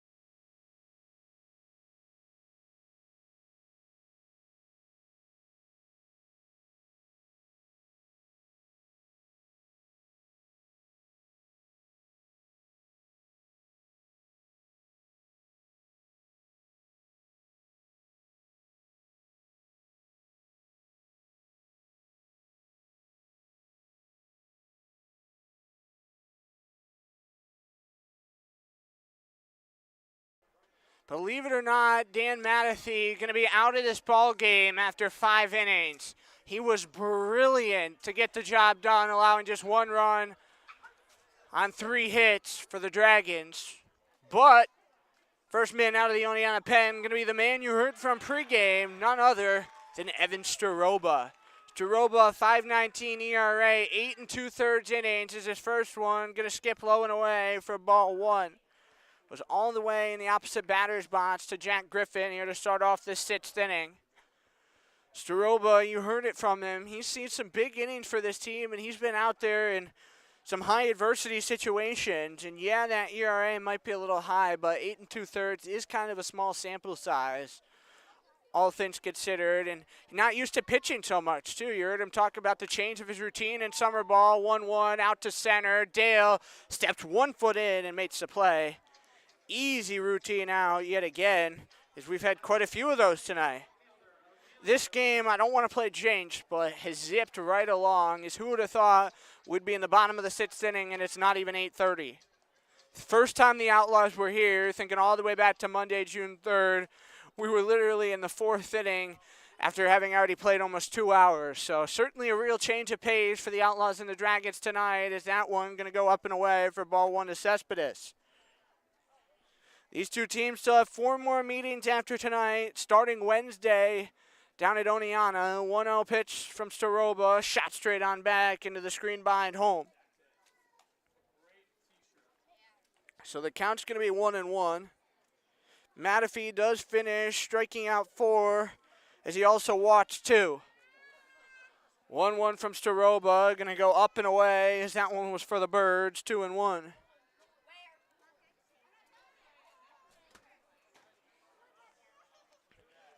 Staroba, we'll talk a little bit more about his pitch arsenal coming up, as that one swung on and missed, 2-2. Staroba, a big 3-pitch guy, mixes it up between his fastball, his slider, and he also throws a sinkerous change as he steps and fires the 2-2. Comes in tight to the knees for ball 3, so he works into his first full count. Staroba just wrapped up his freshman year at Herkimer, only about an hour and a half away from Jefferson, which is 30 minutes up the road from Oneonta. Payoff pitch, drilled out to left, chugging over in the corner. Jack Hopko looks up and yanks it down for the out. Deep fly ball out to left, and there's 2 away here in this bottom half of the 6th.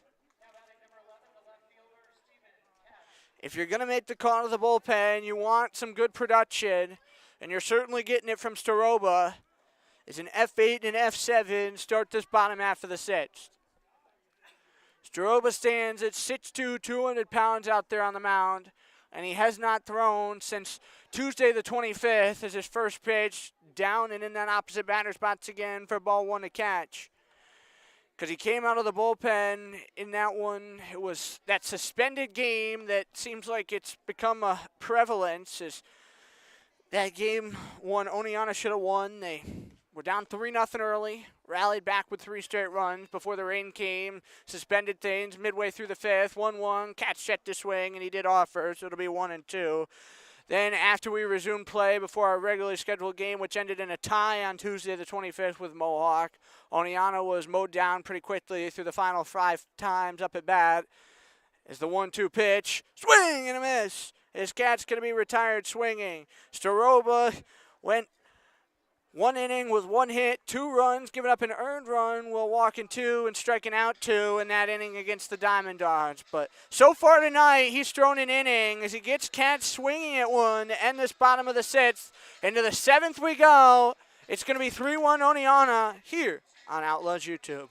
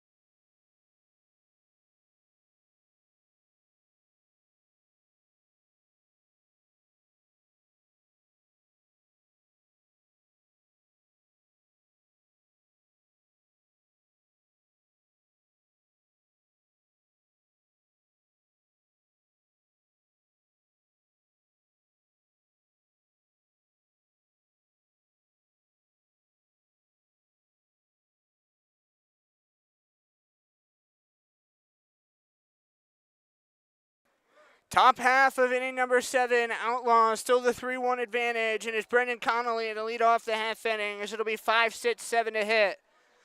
Brendan Connolly, when I was talking to him a couple of days ago, he was telling me about his two-strike approach in the box as he drills this one to right field. Chugging back goes Cespedes, looks up on the track, and he hauls that one in ice cream-ish style as it'll be an F9.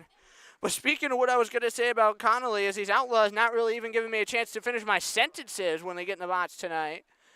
Connolly was talking about how he gets in there, especially with 2 strikes, and he sings a song to himself to try to focus on nothing other than the pitch that's coming next. Said he's a big Party in the USA by Miley Cyrus guy, that he sings that along in his head to try to get his mind out of things. Is now Armstrong in there, takes ball 1. Certainly interesting to hear how everybody approaches things. That, from what Connolly learned, was from an old Little League coach of his who tried to tell him, focus on anything other than baseball sometimes, as Armstrong pops one in a shallow right for a single. Perfect bat placement is Armstrong right over the head of Griffin. And one hopped in front of Cespedes as he'll be on base with a 1-out single ahead of Jaden Ross.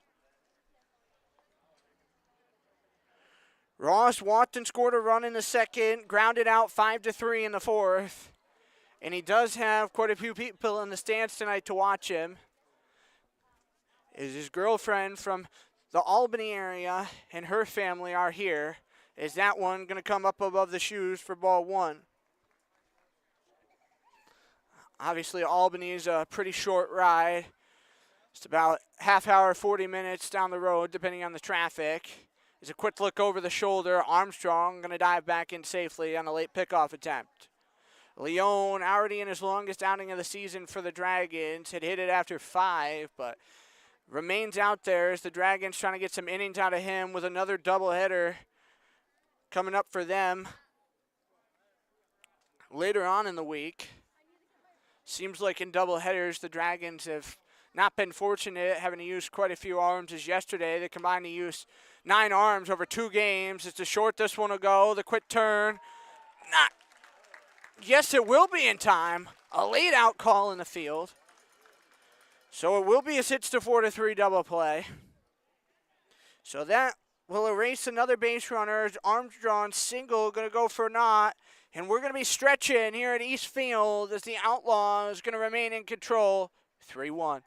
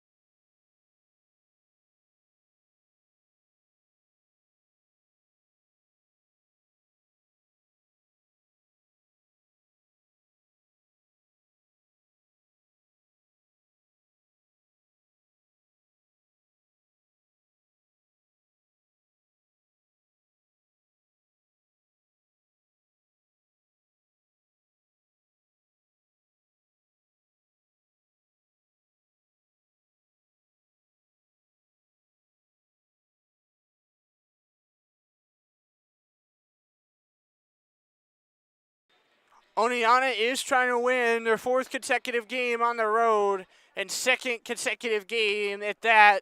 It's to the bottom of the 7th we go. And it's Justin Goiva to lead off the inning. It'll be 5-6-7 for the Dragons to start things off for Staroba, who's out for his 2nd inning and deals a strike 1. Goiva 0 for 2 to start his day as he had a fly out to left in the 2nd and a 4-3 ground out in the 4th. It's the 0-1, going to clip the lower outside corner, and it's 0-2. The Dragons tomorrow going to be back here in action to see Watertown for a 7 p.m. first pitch as the 0-2 up and away. That'll be a ball 1. They'll get an off day Monday before they go to Mohawk Valley on Tuesday for a 6:35 game and then come to Oneonta Wednesday. Low and away, that one will go, ball 2. Staroba couldn't get his slider to get in the strike zone. Dragons then going to turn around, play a doubleheader against Amsterdam as the 2-2 calls strike 3 on the lower outside, and that'll be the first out here in the bottom of the 7th.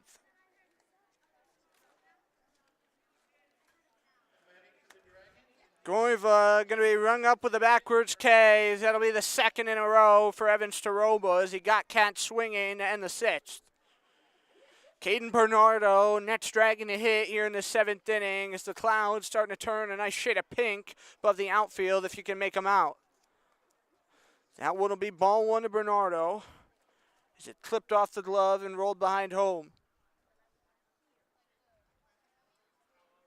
Staroba bats at the 1-0. Swing and a miss. Staroba pounding the fastball. Wonder what he touched on that one. Would guess low 90s. Staroba, one of the fireballers on the staff at Herkimer, is his 1-1. Out towards right, foul territory. That one going to get into the tree line. And Eastfield certainly not like Shuttleworth Park. It's totally surrounded by trees. It's like they just pulled up some trees and dropped a baseball park in there. But the 1-2 from Staroba, looked like he wanted to go, but not going to offer, so it'll be 2-2. It's Taggart going to give Staroba a new baseball. But there are a lot of trees. You can see the trees beyond the outfield bleachers, which are totally empty. They try to not use those too much. Is the 2-2 pitch from Staroba. Swing and a miss. 2 straight Ks to start the bottom of the 7th as he goes fastball again, and Bernardo got nothing but air. So Staroba has now seen 5 and retired 5, and Christian Knight going to bat for the Dragons. Got trees just above the bleachers on the third base line. Got some trees down out and right as well, as it's just quite the place here at Eastfield and Glens Falls. 1-0 going to be the count on Christian Knight. Staroba kicks and delivers quickly. Slow tapper, going to go straight into the Dragons dugout. So it'll go 1-1. Knight a line out to Jack Hopko on left. Also had a 4-3 ground down. Kakabis to Armstrong back in the 4th. 1-1 delivery. Up and away is another one going to be for the Birds. 2-1. When the Outlaws get back to the plate in the top of the 8th, they'll have 8, 9, 10 to bat. As the 2-1 offering skips low and away in the dirt for ball 3.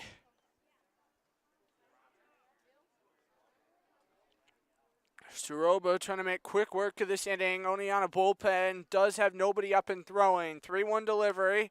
Up and away for ball 4. So Christian Knight going to draw the walk. As the slider just couldn't flip that upper outside corner like Staroba was hoping.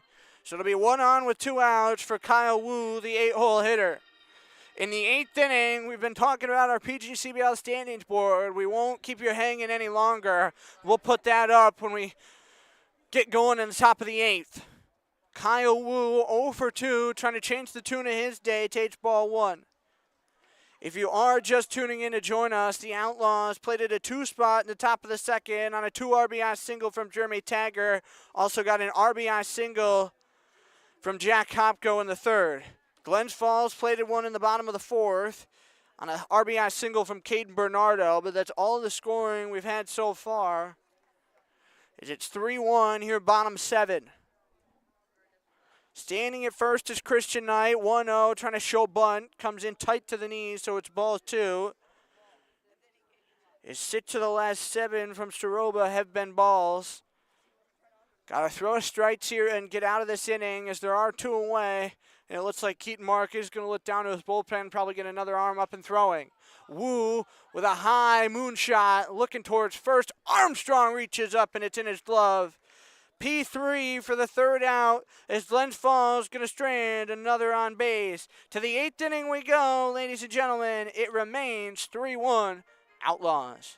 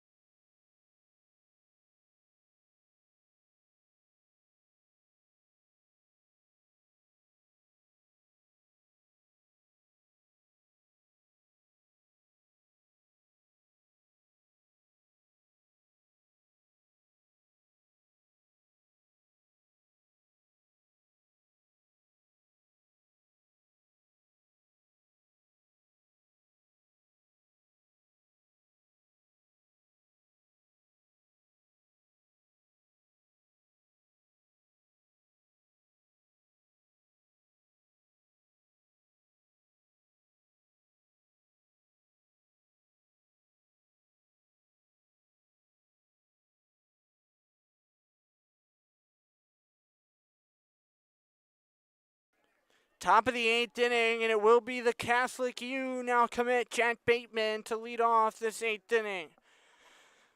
Found out on the bus ride up, Catholic U is where Bateman's going, so we'll get a graphic made up for him and posted to officially announce the commitment, as that'll be a strike 1.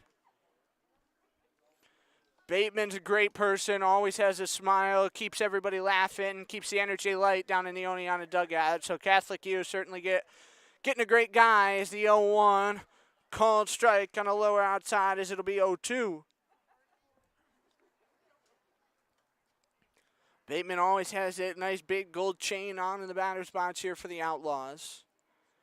Is Leon remaining out on the hill for the Dragons as he's trying to go as long as his arm delivers. Up and away. Count going to be 1-2. Jeremy Taggart and Owen Burnsworth are behind Bateman here in this top half of the 8th. Still 3-1 Outlaws is the 1-2. Bateman swing and a miss. As Leon pounded that fastball in there and got Bateman chasing. So Taggart will settle in. Before we got on the bus, Taggart was sitting down in our little dining area off the clubhouse eating his Moe's Chicken Bowl. Chicken bacon ranch Subway sandwich is always his go-to, but if he wants to change things up, have a lighter meal on a game day, he goes to the Chicken Bowl from Moe's. Taggart says he's not superstitious, but does like to keep his pregame meal routine pretty even as the 0-1 shot out towards right. Cespedes going to chug back, looks up, and he has it in the glove. So an F9 to retire Taggart on 2 pitches. And we're back down at the bottom of the Oneonta order for Owen Burnsworth. Burnsworth has been up twice and retired twice. Grounded out 4-3 in the 2nd and popped out to first in the 5th. Burnsworth looking out to Leon. Is that one just above his cleats for ball 1? Burnsworth hasn't played all that much as of recently as his 1-0 shot out towards right. Cespedes over in the gap and hauls it out of the air for the out. So that'll quickly wrap out this top of the 8th for the Outlaws as they go down 1-2-3. Bateman on the swinging K. Fly out for Taggart and Burnsworth. And we will take a look now at our PGCBL Eastern Division standings board. At the top is the Amsterdam Mohawks, now 21-3 after the sweep against these Dragons yesterday. Saugerties is 18-6-2 in second place, 3 games back. Oneonta 14-11-2, 7.5 back. Mohawk Valley Diamond Dogs, half game back, your Outlaws, 12-10-2. Utica 14-13-1. Watertown 12-15. Down in 7th is Albany, 7-14-1. Boonville going to be 7-18. And the Glens Falls Dragons are 3-20-1 at the bottom. So a lot of baseball still to be played, but the standings staying pretty tight here in this Eastern Division. And now we're going to step aside. When we come back, bottom 8 here on Outlaw YouTube.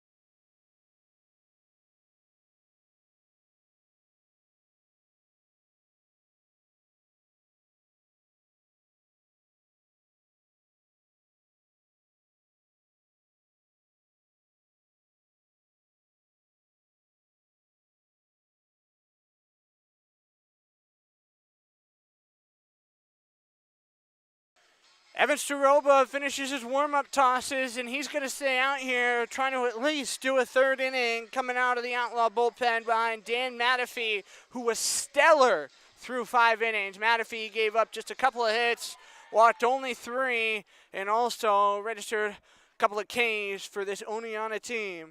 Matafee definitely has a place in the starting staff for the rest of the summer, as Ryan Hart taking a ball 1.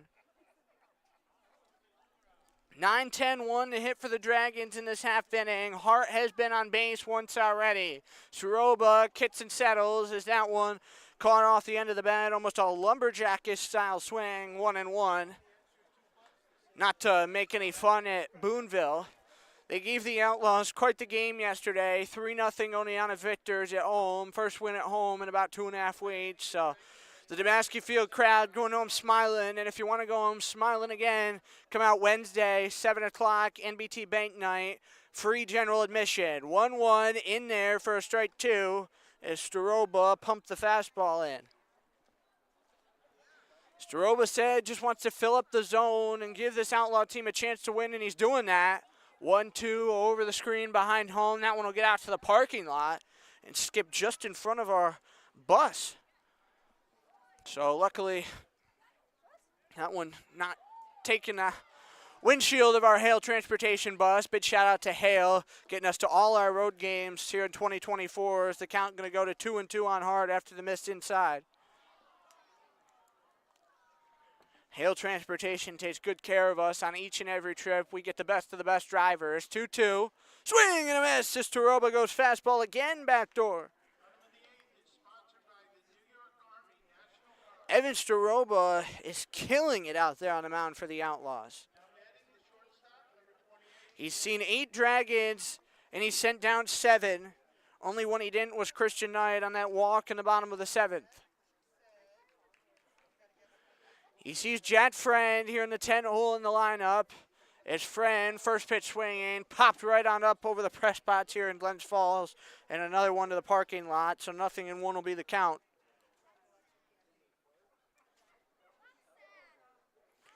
3-1 score in favor of the Laws, as that one about clipped the elbow guard of Friend. 1-1 going to be the count. Friend walked in the 3rd, advanced to 2nd on a wild pitch and got stranded there as the Dragons have left sits on base in this game. 1-1, low and away, that's ball 2. Also, he struck out looking in the 5th.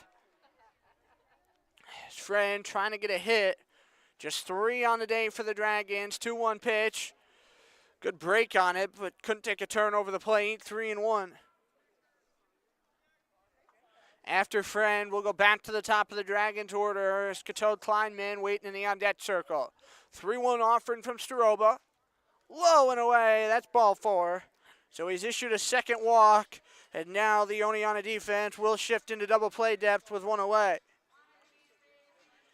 Not like we haven't seen this Oneonta team flip double plays. You saw one of our plays of the game from yesterday, a 6-3 double play turned by the shortstop, the man, the myth, the legend himself, Mr. Matt Carrera.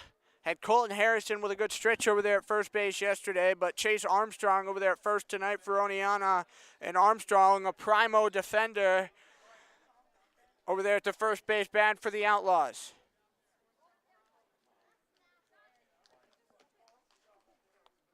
Armstrong does a heck of a job holding runners, and he's got Friend with a tight lead over there at the first base bag. Counts 0-1 on Cato Kleinman. Jack Griffin waiting in the on-deck circle if his number's called here in this 8th inning. 0-1 up the first baseline. Took a good turn over the chalk line, so it's 0-2. Popular answer amongst the Outlaws for what they're going to do on this 3-day break. Play golf, relax, catch up on sleep, and get some workouts in the gym. Those were the popular answers when I was checking in with everybody during BP today about what they were going to do. 0-2. Up the first baseline. Armstrong lays out, slaps his hand on the bat, turn to second. Not going to be in time as Carrera was covering the bag. But a heck of a play over there for Chase Armstrong. How about it?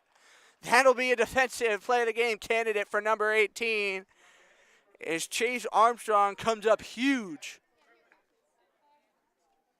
And makes it 2 away with Jet Friend now down at second for Griffith. It'll be a 3 unassisted if you're scrolling along with us at home, the retired Kleinman. Griffin 0 for 3, pair of flyouts to center with a strikeout swing, sandwich in between, takes ball 1 from Soroba.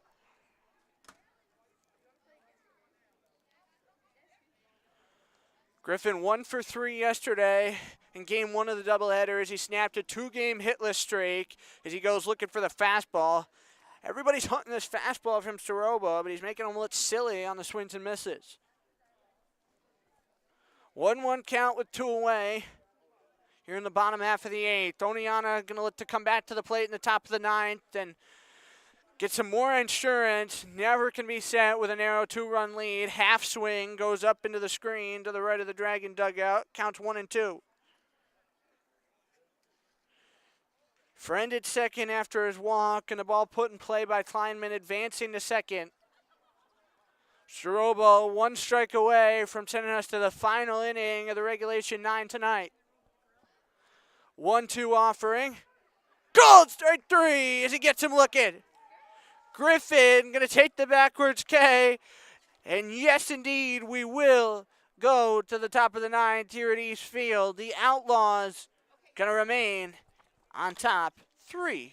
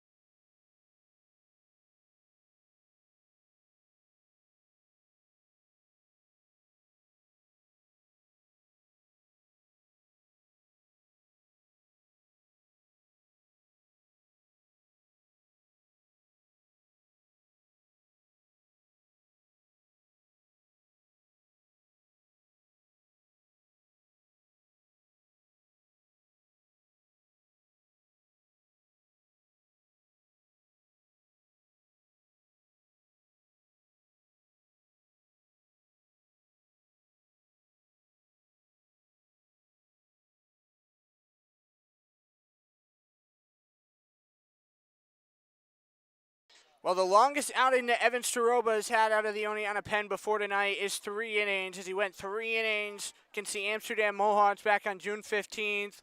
Gave up 3 runs, kind of in mop-up duty to close out that game. It was an 8-1 Oneonta loss as Carrera sends the first pitch of the 9th right out to Cespedes, took 2 steps to his right, and cranks it in the glove for the first out. 1 pitch, 1 out. And if you're wondering who the pitcher is for Glens Falls, yes, it is still Orlando Leon.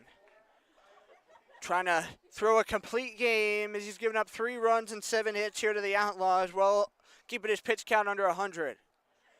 Kyle Kakamas back in the box. We will take a second and final look of the evening at the PGCBI out-of-town scoreboard here momentarily, as Kakamas going to jump ahead in the count 1-0.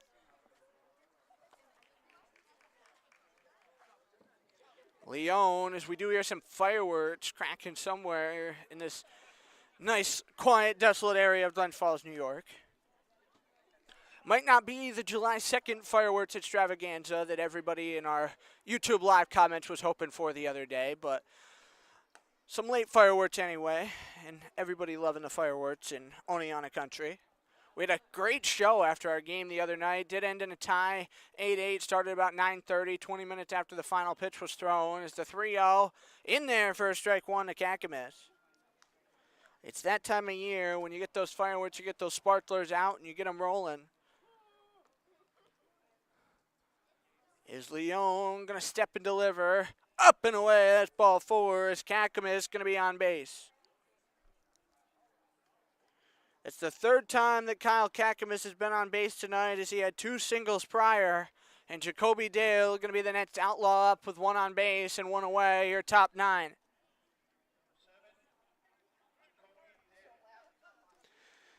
Dale has been on base twice himself tonight. Grounded into a double play his first time, doubled, scored a run in the 3rd, and then reached on a fielder's choice back in the 6th as he went fastball hunting and couldn't connect. So he'll trail 0-1. Waiting on deck for Oneonta is Jack Hopko. Leon with a little turn over his shoulder, now going to try to pick off, and it's late. As Kakamas didn't have a huge lead off of that first base bag. Dale with that all-white batting helmet. Just wrapped up his senior year at Wayne State. Going back there, uses last year eligibility, trying to get his master's. As the 0-1, Dale, little bouncer, just up over the head of Brendan Connolly, who was standing, waiting in the hole for Oneonta. It's Hopko, then Connolly, if Oneonta has to bat a couple more here in this 9th. So 0-2 count. As Leon looks like Kakamas wants to run, dives in, head first again.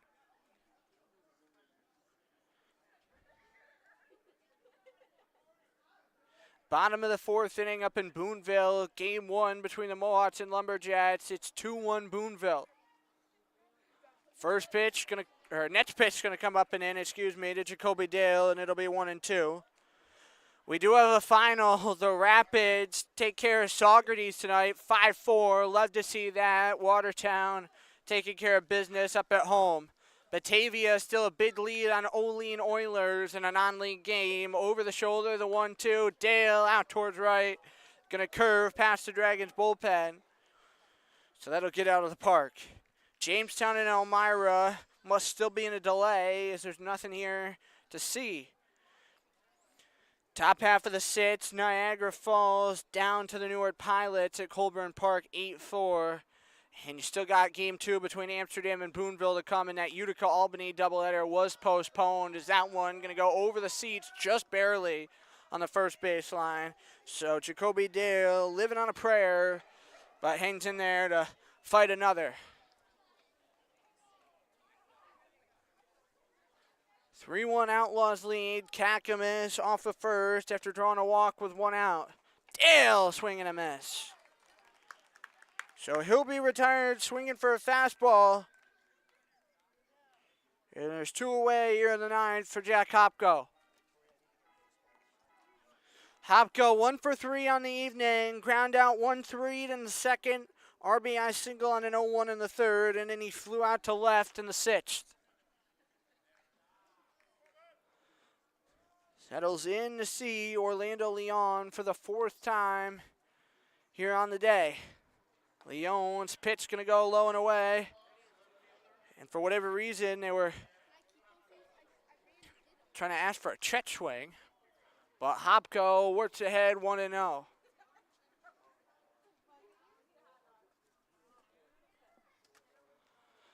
Quick turn over the head to first. Yet again, Orlando Leon not going to throw the pick off, but now does.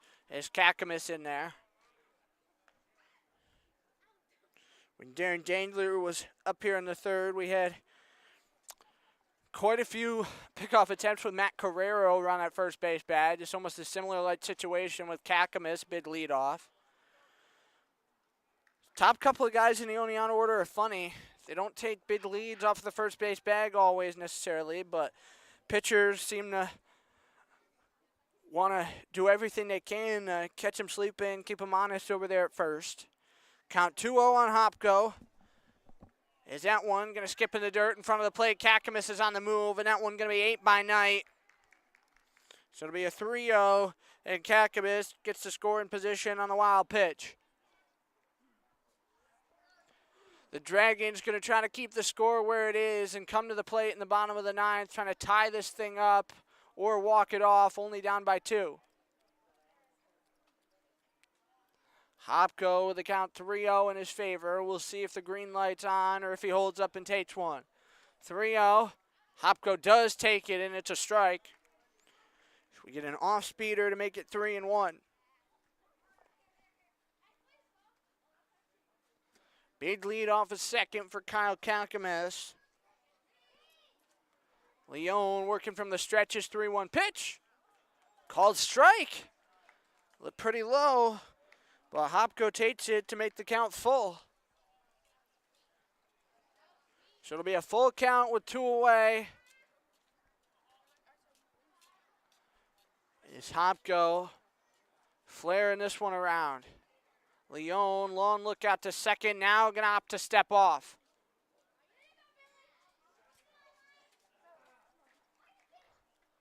Kakamas back with a big lead off a second again. The payoff pitch. Hopko finds a hole in the left field, it'll fall. Kakamas going to take the turnaround third. He's going to be waved to the plate and score, and it's 4-1 Oneonta here in the ninth.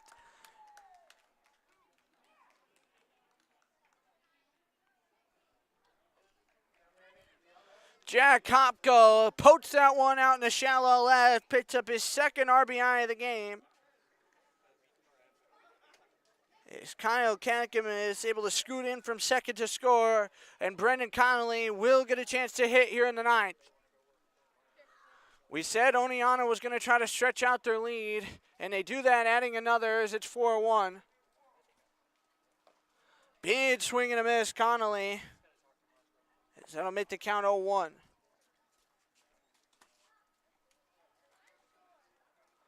Connolly try to do the same thing that Hopko just did and find a hole. Kleinman and Friend both set on diagonals from second base at the moment on the Glens Falls infield. Is that one going to go low and away outside? Ball 1.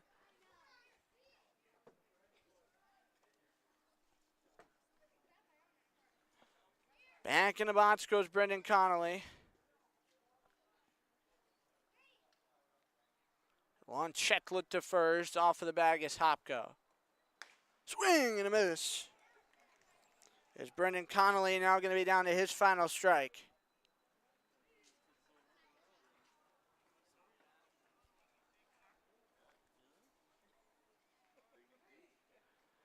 So the count 1-2.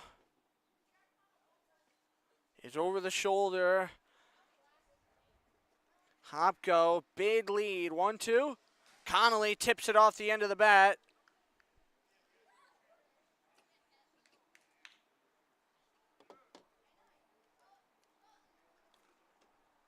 So he hangs alive.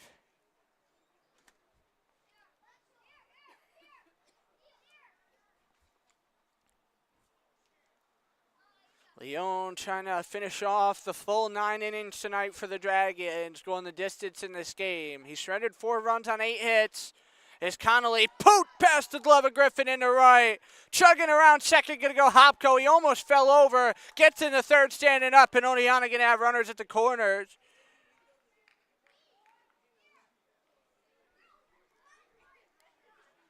Brendan Connolly going to get a single.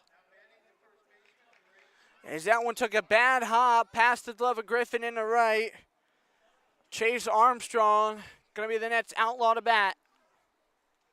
Leone going to opt to step off as Matt Dio is going to come out, and we'll see if he takes the ball from his pitcher who's gone 8 2/3. Glens falls his head, action down in their pen. Is over there at third. I guess he's not even going to talk to his pitcher. He was more having a conversation about the third base bag, as something must have been up, but gets fitched by Jack Kopko. Fitch and bases, poking RBI singles. That's the name of the game for Jack Kopko. Chase Armstrong, 1 for 3 on the day. Single and a run scored. Skies one up behind home plate out to the parking lot. An Outlaw bus, please look out. 0-1 the count on Armstrong.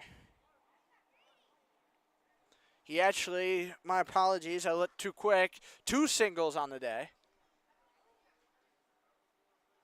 Is the 0-1 offering. Armstrong tipped on back into the glove of night, so it'll be 0-2.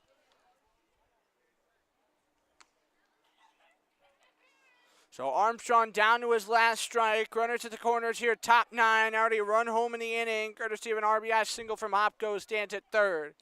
Connolly's at first after his single. As the 0-2 off the end of the bat again behind home plate.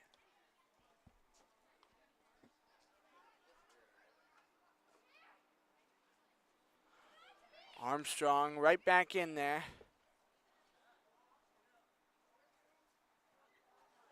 As he waves that bat around. Again, it's Hopko at third, Connolly at first. Both wanting to move as Armstrong out towards right. This one a mile high. Cespedes trugging over, and he's got it in the glove, as that will be an F9 to end the Outlaw threat.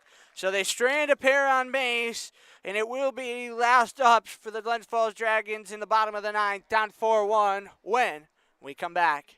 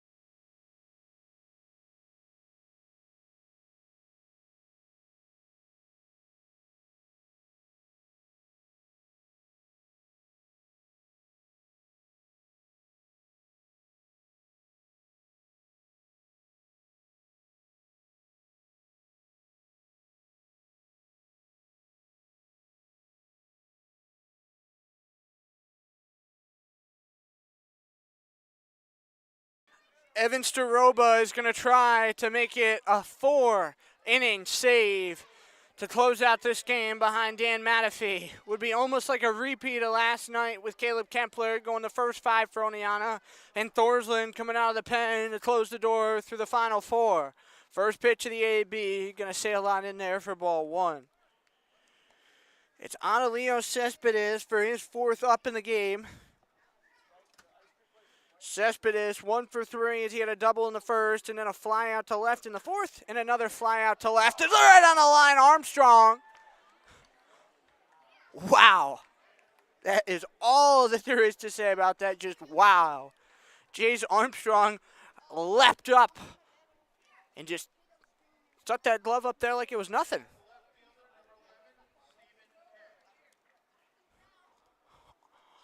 Armstrong is one great ball player.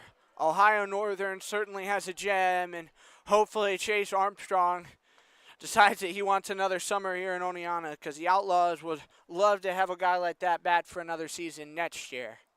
Certainly don't want to talk about next year as of yet, but you can never get too far ahead of things. Is that one going to clip Stephen Katch on the elbow guard? So he gets the hit by pitch with one out. And now the double play will go into effect for the Oneonta infield. Justin Goiva, 0 for 3 on the day. He's hoping that he can come up with a hit, try to start a rally here for this Glens Falls Dragons team that needs any kind of momentum they can get. They've lost 10 in a row, dating back to Wednesday the 19th, which some call Juneteenth, down at Oneonta, 14-4 in 8 innings. So the Outlaws started that losing skid for the Dragons, and they could make it 11 tonight. Won't be an easy task for the Dragons here tomorrow. Back at home, 7 o'clock start for any Dragons fans who might be here on our feed. You see the Watertown Rapids tomorrow just pulled off an upset of the Saugerties Towns. The Rapids have been playing great baseball lately. Every time I watch Watertown, when we got some off time or watching a little film on a bus ride or whatnot, I'm always like, man, Watertown, this is the same team that only won 3 of their first 10 games. They've gone 9-6 since. As a look over the shoulder, the pitch, low and away. Count's going to be 2-1 here on Goiva. And the Mosquitoes start to get bad here at East Field in this 9th inning.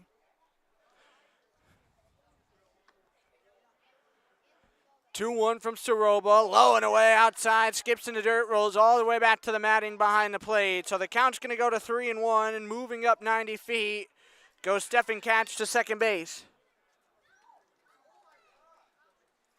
Keaton Mark is going to come out of the dugout. He takes a look over his shoulder down to the Oneonta pen. I don't think he wants to take the ball from Staroba, but it looks like he's going to. Staroba gives up the baseball as he is going to go 3 1/3. Brian Dangler makes the jog out, and he'll be in here trying to fire some strikes and close this game out. 3-1 count. Actually, they're going to issue the intentional walk, so Dangler going to work with 2 on base with 1 away. 4-1 going to be your score when we come back.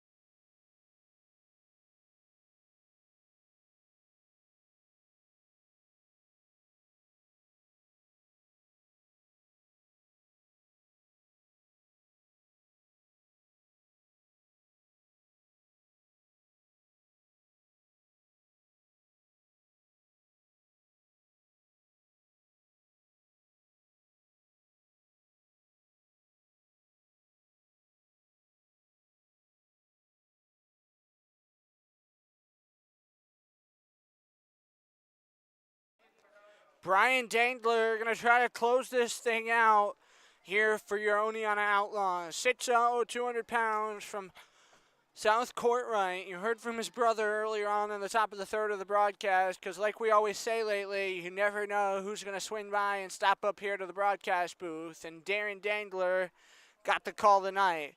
Brian Dangler, a 3.75 ERA, 6 games he's appeared in. Is his first one going to sail low and away for ball 1. Caden Bernardo, the first man he sees, is worth a 6th spot in the Dragons' order. Dangler working almost from a stretch-like position. His 1-0 offering. Called strike to even this thing at 1-1. Dangler goes back to that fastball. He's appearing for the first time since he threw 4 1/3 against Watertown on Monday. As it's 1-1, low and away, ball 2, as he tried to go off speed. He was one of our co-players of the game in that 9-4 loss to the Rapids. It's out of the pen, 3 hits, 1 run. It was earned with 3 walks and 2 Ks. This is 2-1, low and away again for ball 3. Drop that one in there. Trying to get a swing and a miss from Bernardo. Outlaws always keep us on the edge of our seats. 3-1, check swing, and it will be ball 4. That's going to load the bases for the Dragons here on this bottom of the 9th. In Eastfield, the loudest I think I've heard it in our 3 trips up here so far this summer. Catches at third. It's Goiva at second. Bernardo stands at first for Christian Knight. Talk about never getting the easy ending. Dangler needs some pitches to go his way, facing Knight. Knight has been on base once, courtesy of a walk, as this one is going to be ball 1.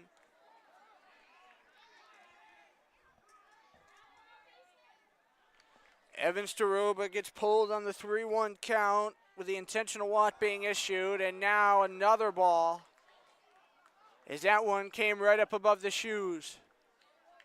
Jeremy Taggart's going to walk out and try to settle down Brian Dangler in this huge spot for Oneonta. If you really think about it, not that you want to say it or think about it too awful much, but in all technicalities, Christian Knight does represent the winning run in this ball game for Glens Falls with the bases loaded. So Taggart now going to go back behind the plate, content with what he hears. Brian Dangler, one of the most level-headed pitchers I've ever met in my life. 2-0 going to be the count. Kitson delivers. Is that a strike? Should be, but they're going to give it a ball. Looked like the way Taggart framed that one was a strike, but it's a 3-0 count, nowhere to put Knight. Dangler fires. Gone strike on the lower outside as he goes to his fastball. If that's what it takes to get those calls, Brian, please keep doing that. 3-1 pitch home. Called strike again. 3-0, and Dangler has battled back after the mound trip from Taggart to work this count full. 3-2 with 1 away, bottom 9, bases loaded. The pitch, ball 4. It's going to walk in a run as Taggart just missed off that upper outside corner. So the bases stay full, and it's now a 4-2 game.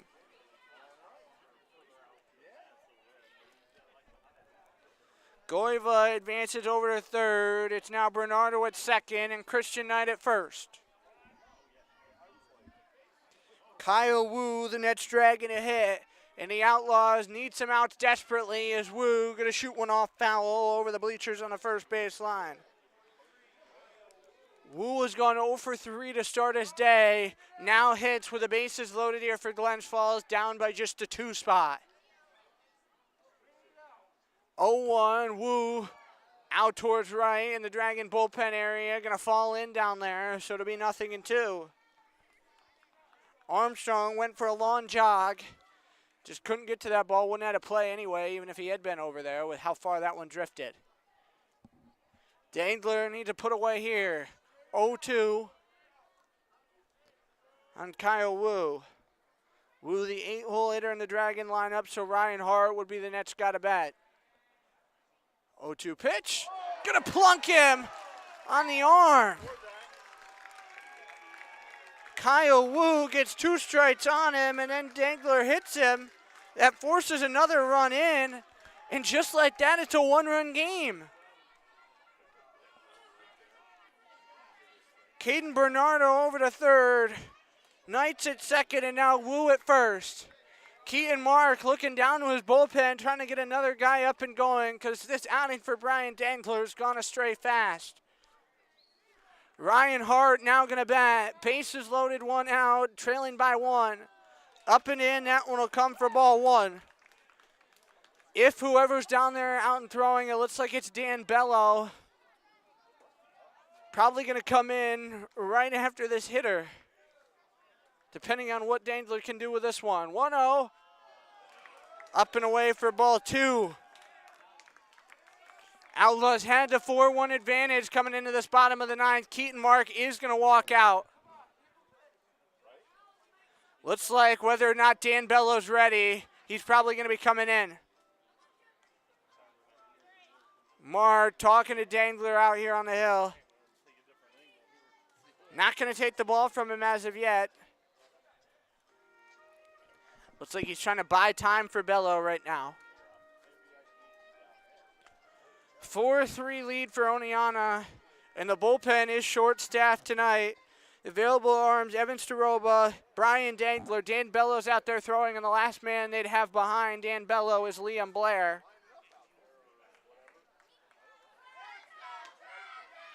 So now, East Field, the energy here, you might be able to pick it up as the seating bowl pretty full right by at home, and a lot of fans chanting, "Let's go Dragons," and cheering. Dragons have not won since June 18th as the 2-0 pitch. Up and in for ball 3. Outlaw fans, wherever you're at, cheer loud for this team. 3-0, called strike as Dangler goes to the fastball back door. Dan Bello has cranked things up quite a bit out there. Looks like he's ready to come in if need be. 3-1 elevator shot on the infield.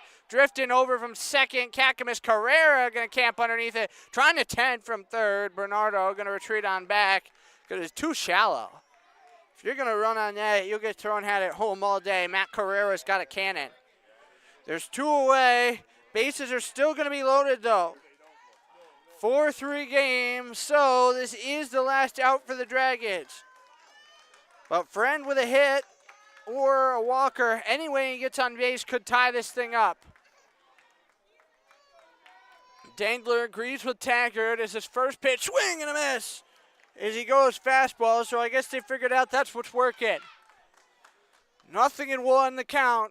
Friend does represent the 10-hole hitter, so if he finds a way to get on base, we would go back to the top in Kleinman. 0-1, right on bat behind the plate, so this will mark the last strike for the Dragons.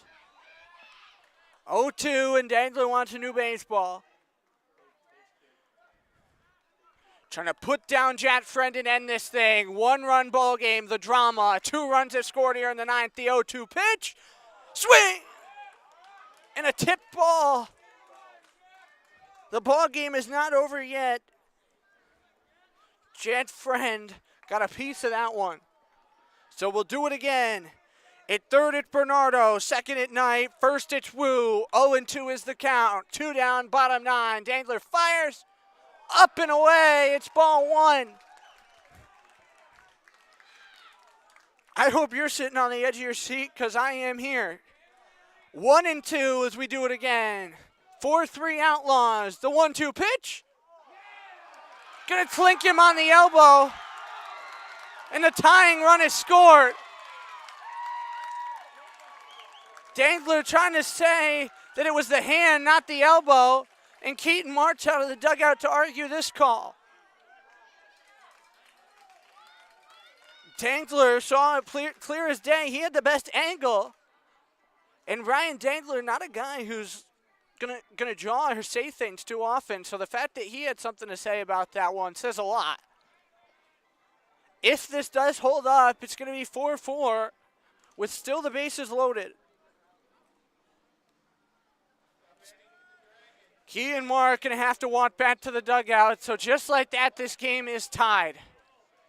The Dragons' last win was 8-4 against Albany on Tuesday, June 18th, so it's been a while. They've lost 10 in a row entering this one, and they've rallied from down 4-1 entering the bottom of the 9th to tie this thing up. Now the Outlaws just going to have to get this third out and hope that we can play a 10th. First one going to be a called strike. to Kleinman.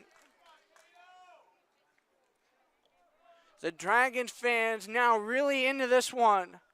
0-1 pitch to Kleinman. Liner out to second, caught. That'll be caught on the liner by Kakamas, but that does send us to the 10th. What a bottom of the 9th here in Glens Falls. That's all we have to say about it. Top of the 10th coming up. Who would have thought we'd get here? 4-4 game when we come back.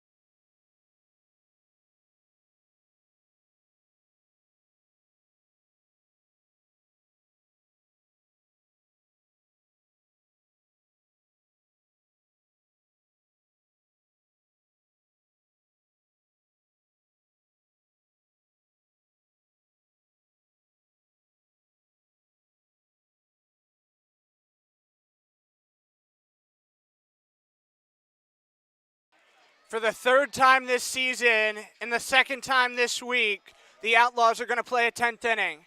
4-4 our score, and as I questioned in the bottom of the 9th, who would have thought we'd ever get here? Oneonta looked like they had that game clearly in hand, but the Glens Falls Dragons scraped together what's the inning of their season so far with 3 runs to tie it up at 4 apiece. Trevor Corlow, the second man to pitch tonight for Glens Falls, is Leon, throwing 9 innings, 4 runs, 9 hits, while striking out 7 Outlaws. Corlow, a 4.76 ERA in 7 games, and 11 1/3 innings pitched on the season. He's going to face Jaden Ross to begin the 10th. Ghost runner for the Outlaws at second will be Chase Armstrong, who was the last out of the 9th on an F9. Ross showing bunt and not going to get it down as he pulls it back. That'll be ball 1. Corlow, his last outing against Albany on June 30th, a 12-5 loss. He threw an inning, gave up 1 hit, a walk, and allowed an unearned run to score. Armstrong, a dancing leadoff second to 1-0. Ross gets the bunt down straight up the middle. Woo charging overthrow to first, sailed into the Glens Falls bullpen. Armstrong turns, he crosses the plate, and the Outlaws going to have a 5-4 lead here in the top of the 10th.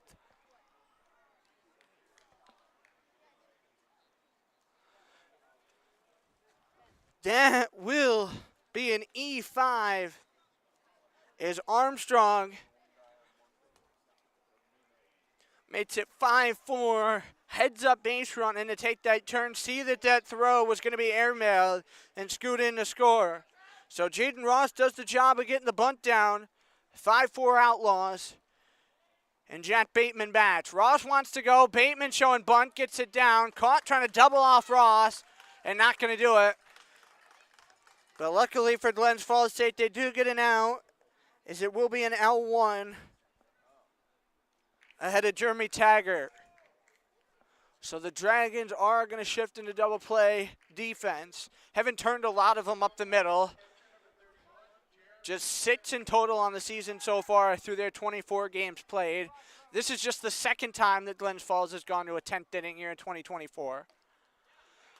Takes a strike, does Jeremy Taggart, so it's 0-1. Last time they ended in a 6-6 tie with Boonville.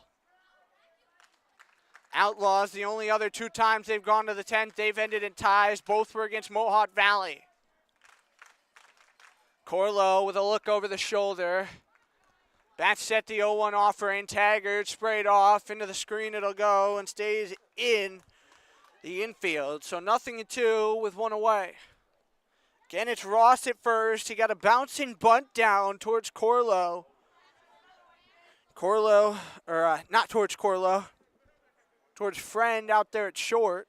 Well, it did skip off the mound, so I guess you could say both. And then the throw got airmailed, and that's how the run scored. 0-2. Taggart takes one up and away. 1-2. Once again, we hear fireworks going off somewhere in the distance here in Glens Falls. Always something going on up here. 1-2 count, 5-4 lead now for your Laws. Look over to first. Ross is on the move. Taggart shot straight up the middle, laying down. Ball going to get past Friend in the left center.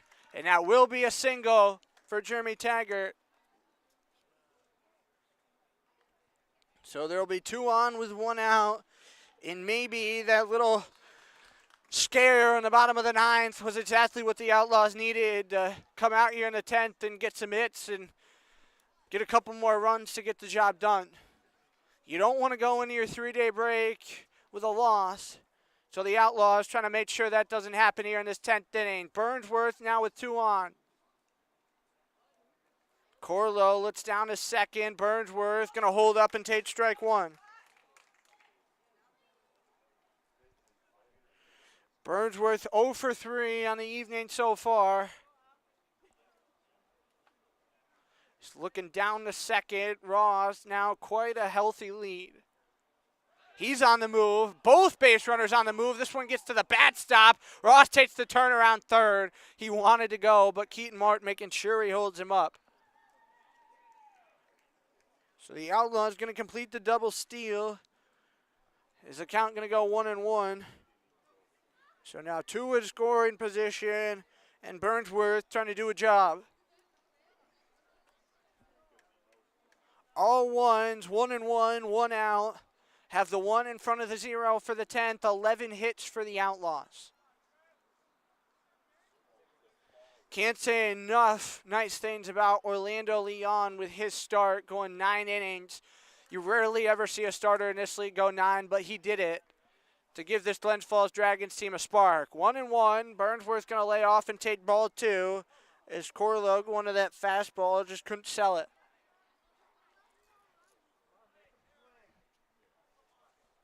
2-1. First base, the only bag open, and they are going to opt to intentionally walk Burnsworth. That is an interesting decision. Owen Burnsworth, the 10-hole hitter for the Outlaws.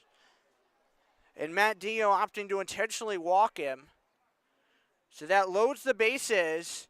And if I'm Matt Carrera, I want to do some damage.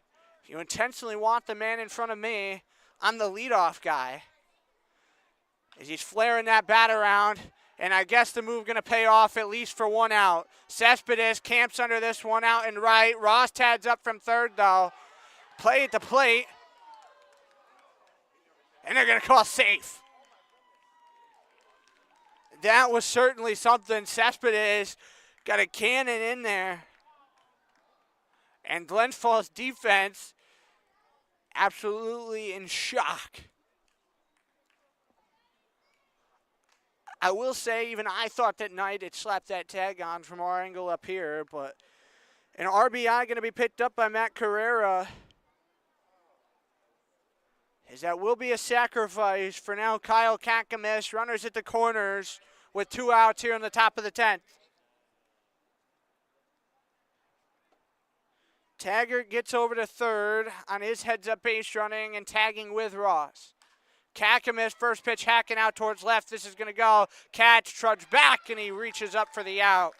So that'll be an F7, 1 pitch, 1 out for Kyle Kakamis. Oneonta does play 2, though, here in the top of the 10th, and they strand 2. Glens Falls going to have the ghost runner at second in the bottom of the 10th, trying to answer Oneonta with 2 runs to force the tie or 3 to win this thing in the bottom of the 10th when we come back.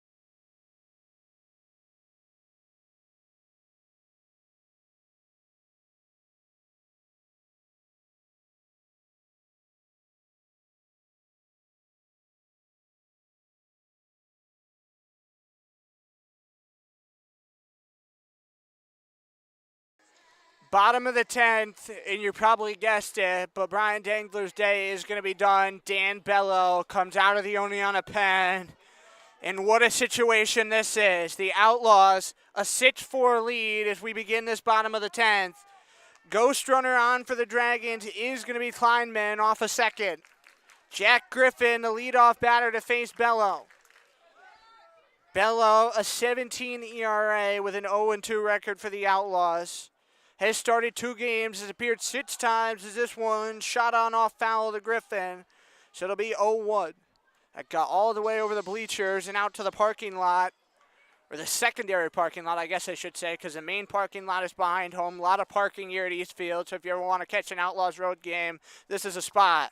0-1, just up above off the plate, so it'll be 1-1.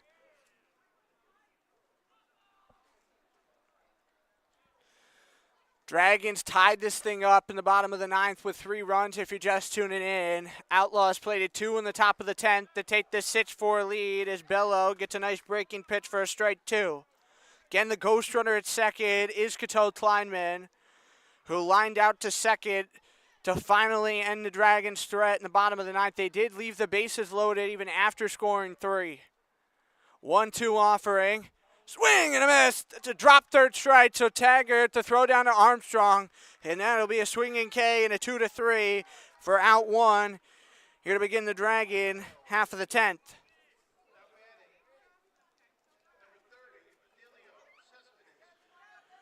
Talk about doing a job. The Glens Falls Dragons certainly did the job in the bottom of the ninth inning. I will continue to say that 3-run bottom of the ninth has been the inning of the season so far for the Dragons. Even if they don't come up with a victory tonight, is this one going to go right to Armstrong, takes it to the bat, 3 unassisted. Cespedes was moseying down the line as fast as he could. Just couldn't beat Armstrong to that bad chase. Always a heads-up defender there at first. Beats Cespedes to the bat, so there's 2 away. And advancing to third is Kleinman. So Stephen Katz going to represent the last chance here for the Dragons in this bottom of the 10th. But the Dragons have not had an inning like that, so no matter what happens, Dragons can't hang their heads too low because they certainly showed up and showed out here for the home crowd tonight as the count's going to go 1-0 on catch. Bello, last time he saw Glens Falls, he had a 1-2-3 eighth inning down at Oneonta on the 19th is the 1-0 just above the plate. It's ball 2. Trying to do the exact same tonight after his rough start against Watertown where he didn't make it out of the first inning on Monday. His last 2 outings have both been losses. Is the 2-0 going to come on in there for ball 3? Never an easy road to get a game done. Is Bello 3 straight balls. And again, I'm sitting on the edge of my seat here at East Field. 3-0 pitch. Called strike. And so it'll be 3-1.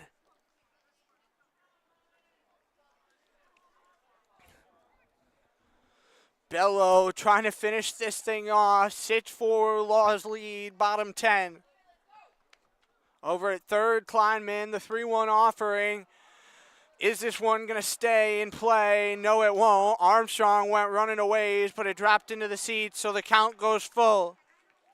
So with 2 strikes on Stephen Katz, this could be the pitch that ends it.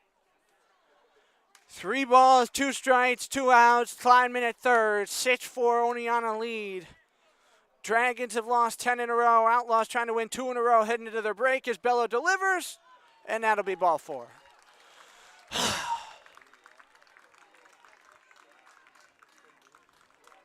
Just can never quite end the way we all want it to, can it?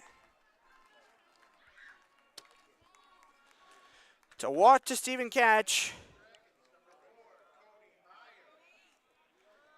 And Cody Meyer going to pinch hit for Justin Goiva here in this 10th inning with 2 on base. First pitch swinging at the fastball, and he couldn't connect, so it'll be 0-1.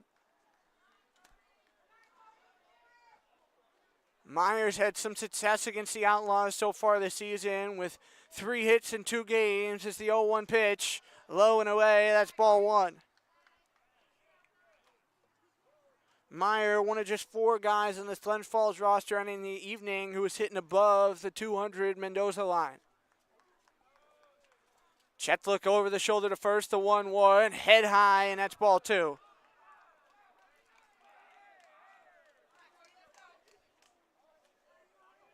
Outlaws 3-0 winners at home against Boonville last night, off Sunday to Tuesday, so trying to make it 2 in a row before the 3-day break. The 2-1 pitch from Bello. Meyer lays off, and that's ball 3. Luckily for Bello, he does have a base open if he can't finish off Cody Meyer. Kleinman's down at third. Catches at first. 2 are out here at bottom of the 10th. 3-1 pitch from Bello. Drilled out towards left. That one's going to fall in the corner and roll back a ways. The run's going to score as Kleinman crosses the plate. In the third, standing up, going to be Stephen Katz. All the way to second is Meyer. And the Dragons have made it 6-5 and are still alive.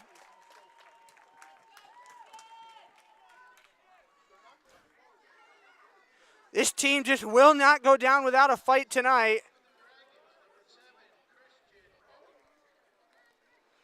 So it's Katz to third.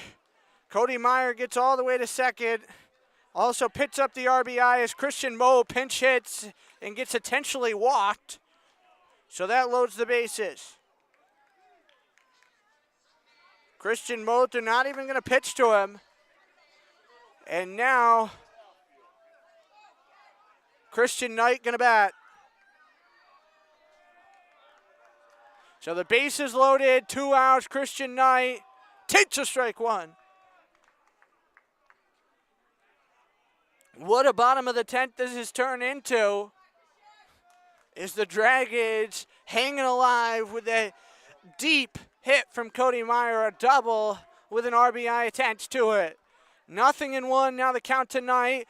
Potes one out towards left field, takes a huge turn in the air. Going to drop into the left of the Oneonta pen, so that'll make it 0-2 here on Knight. And now the Dragons once again down to their last strike with 2 outs. Tying run, standing at third, winning run at second here in the bottom of the 10th. Bello rocking around out there, his 0-2 pitch. Up and away, ball one. The suspense is just everything. 1-2 count. Bello going to try to finish Knight off again. Kitson delivers the 1-2. Slow tapper up the first baseline in fair territory. Scoop by Armstrong, takes it to the bag. And the ball game not going to be over. They're going to call foul ball. So that not going to end it just yet. But for sure, like that one was in fair territory. It wasn't even close to the chalk line. But 1-2 the count as Bello tries to finish him off yet again. Up and away, that's ball 2.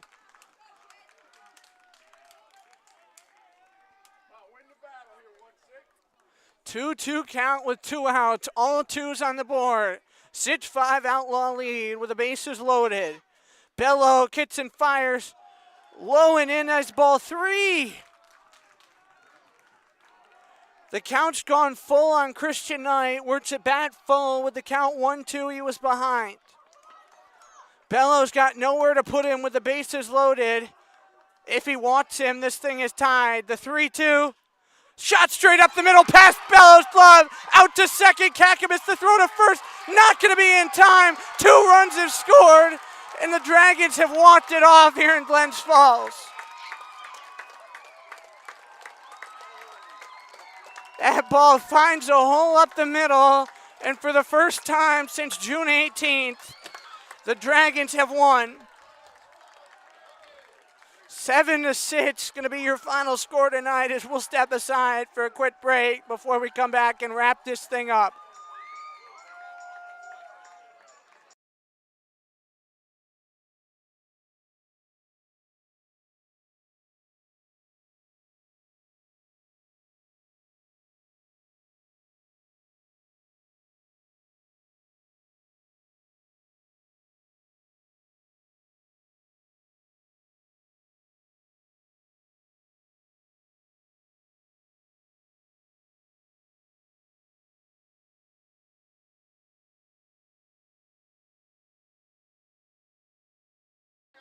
Dragons walk it off in the bottom of the 10th to get back in the win column. Not much more to say than that. Dragons going to move to 4-20-1. The Outlaws going to drop to 14-13-2 with a 6-7 loss here tonight in 10 innings on the road. Oneonta going to have 3 days off, so this one going to hurt a little bit for a couple of days. As they had this game, it was 4-1 Oneonta going to the bottom of the 9th, but then the Dragons tie the thing up to send us to 10. Oneonta pots 2, top 10, but 3 runs walk it off in the bottom of the 10th, and 7-6 your final score. So Glens Falls is going to be back here at home tomorrow night. See Watertown, 7 o'clock, first pitch time. Outlaws not bet to it till Wednesday night at home against Glens Falls on an NBT bank night. So it'll be free general admission for all, 7 o'clock first pitch. But we hope you enjoy your 3 days off. We're certainly going to have a lot to do, a lot to think about until we get back to it Wednesday. But no matter what, have a great rest of your Saturday. Talk to you all on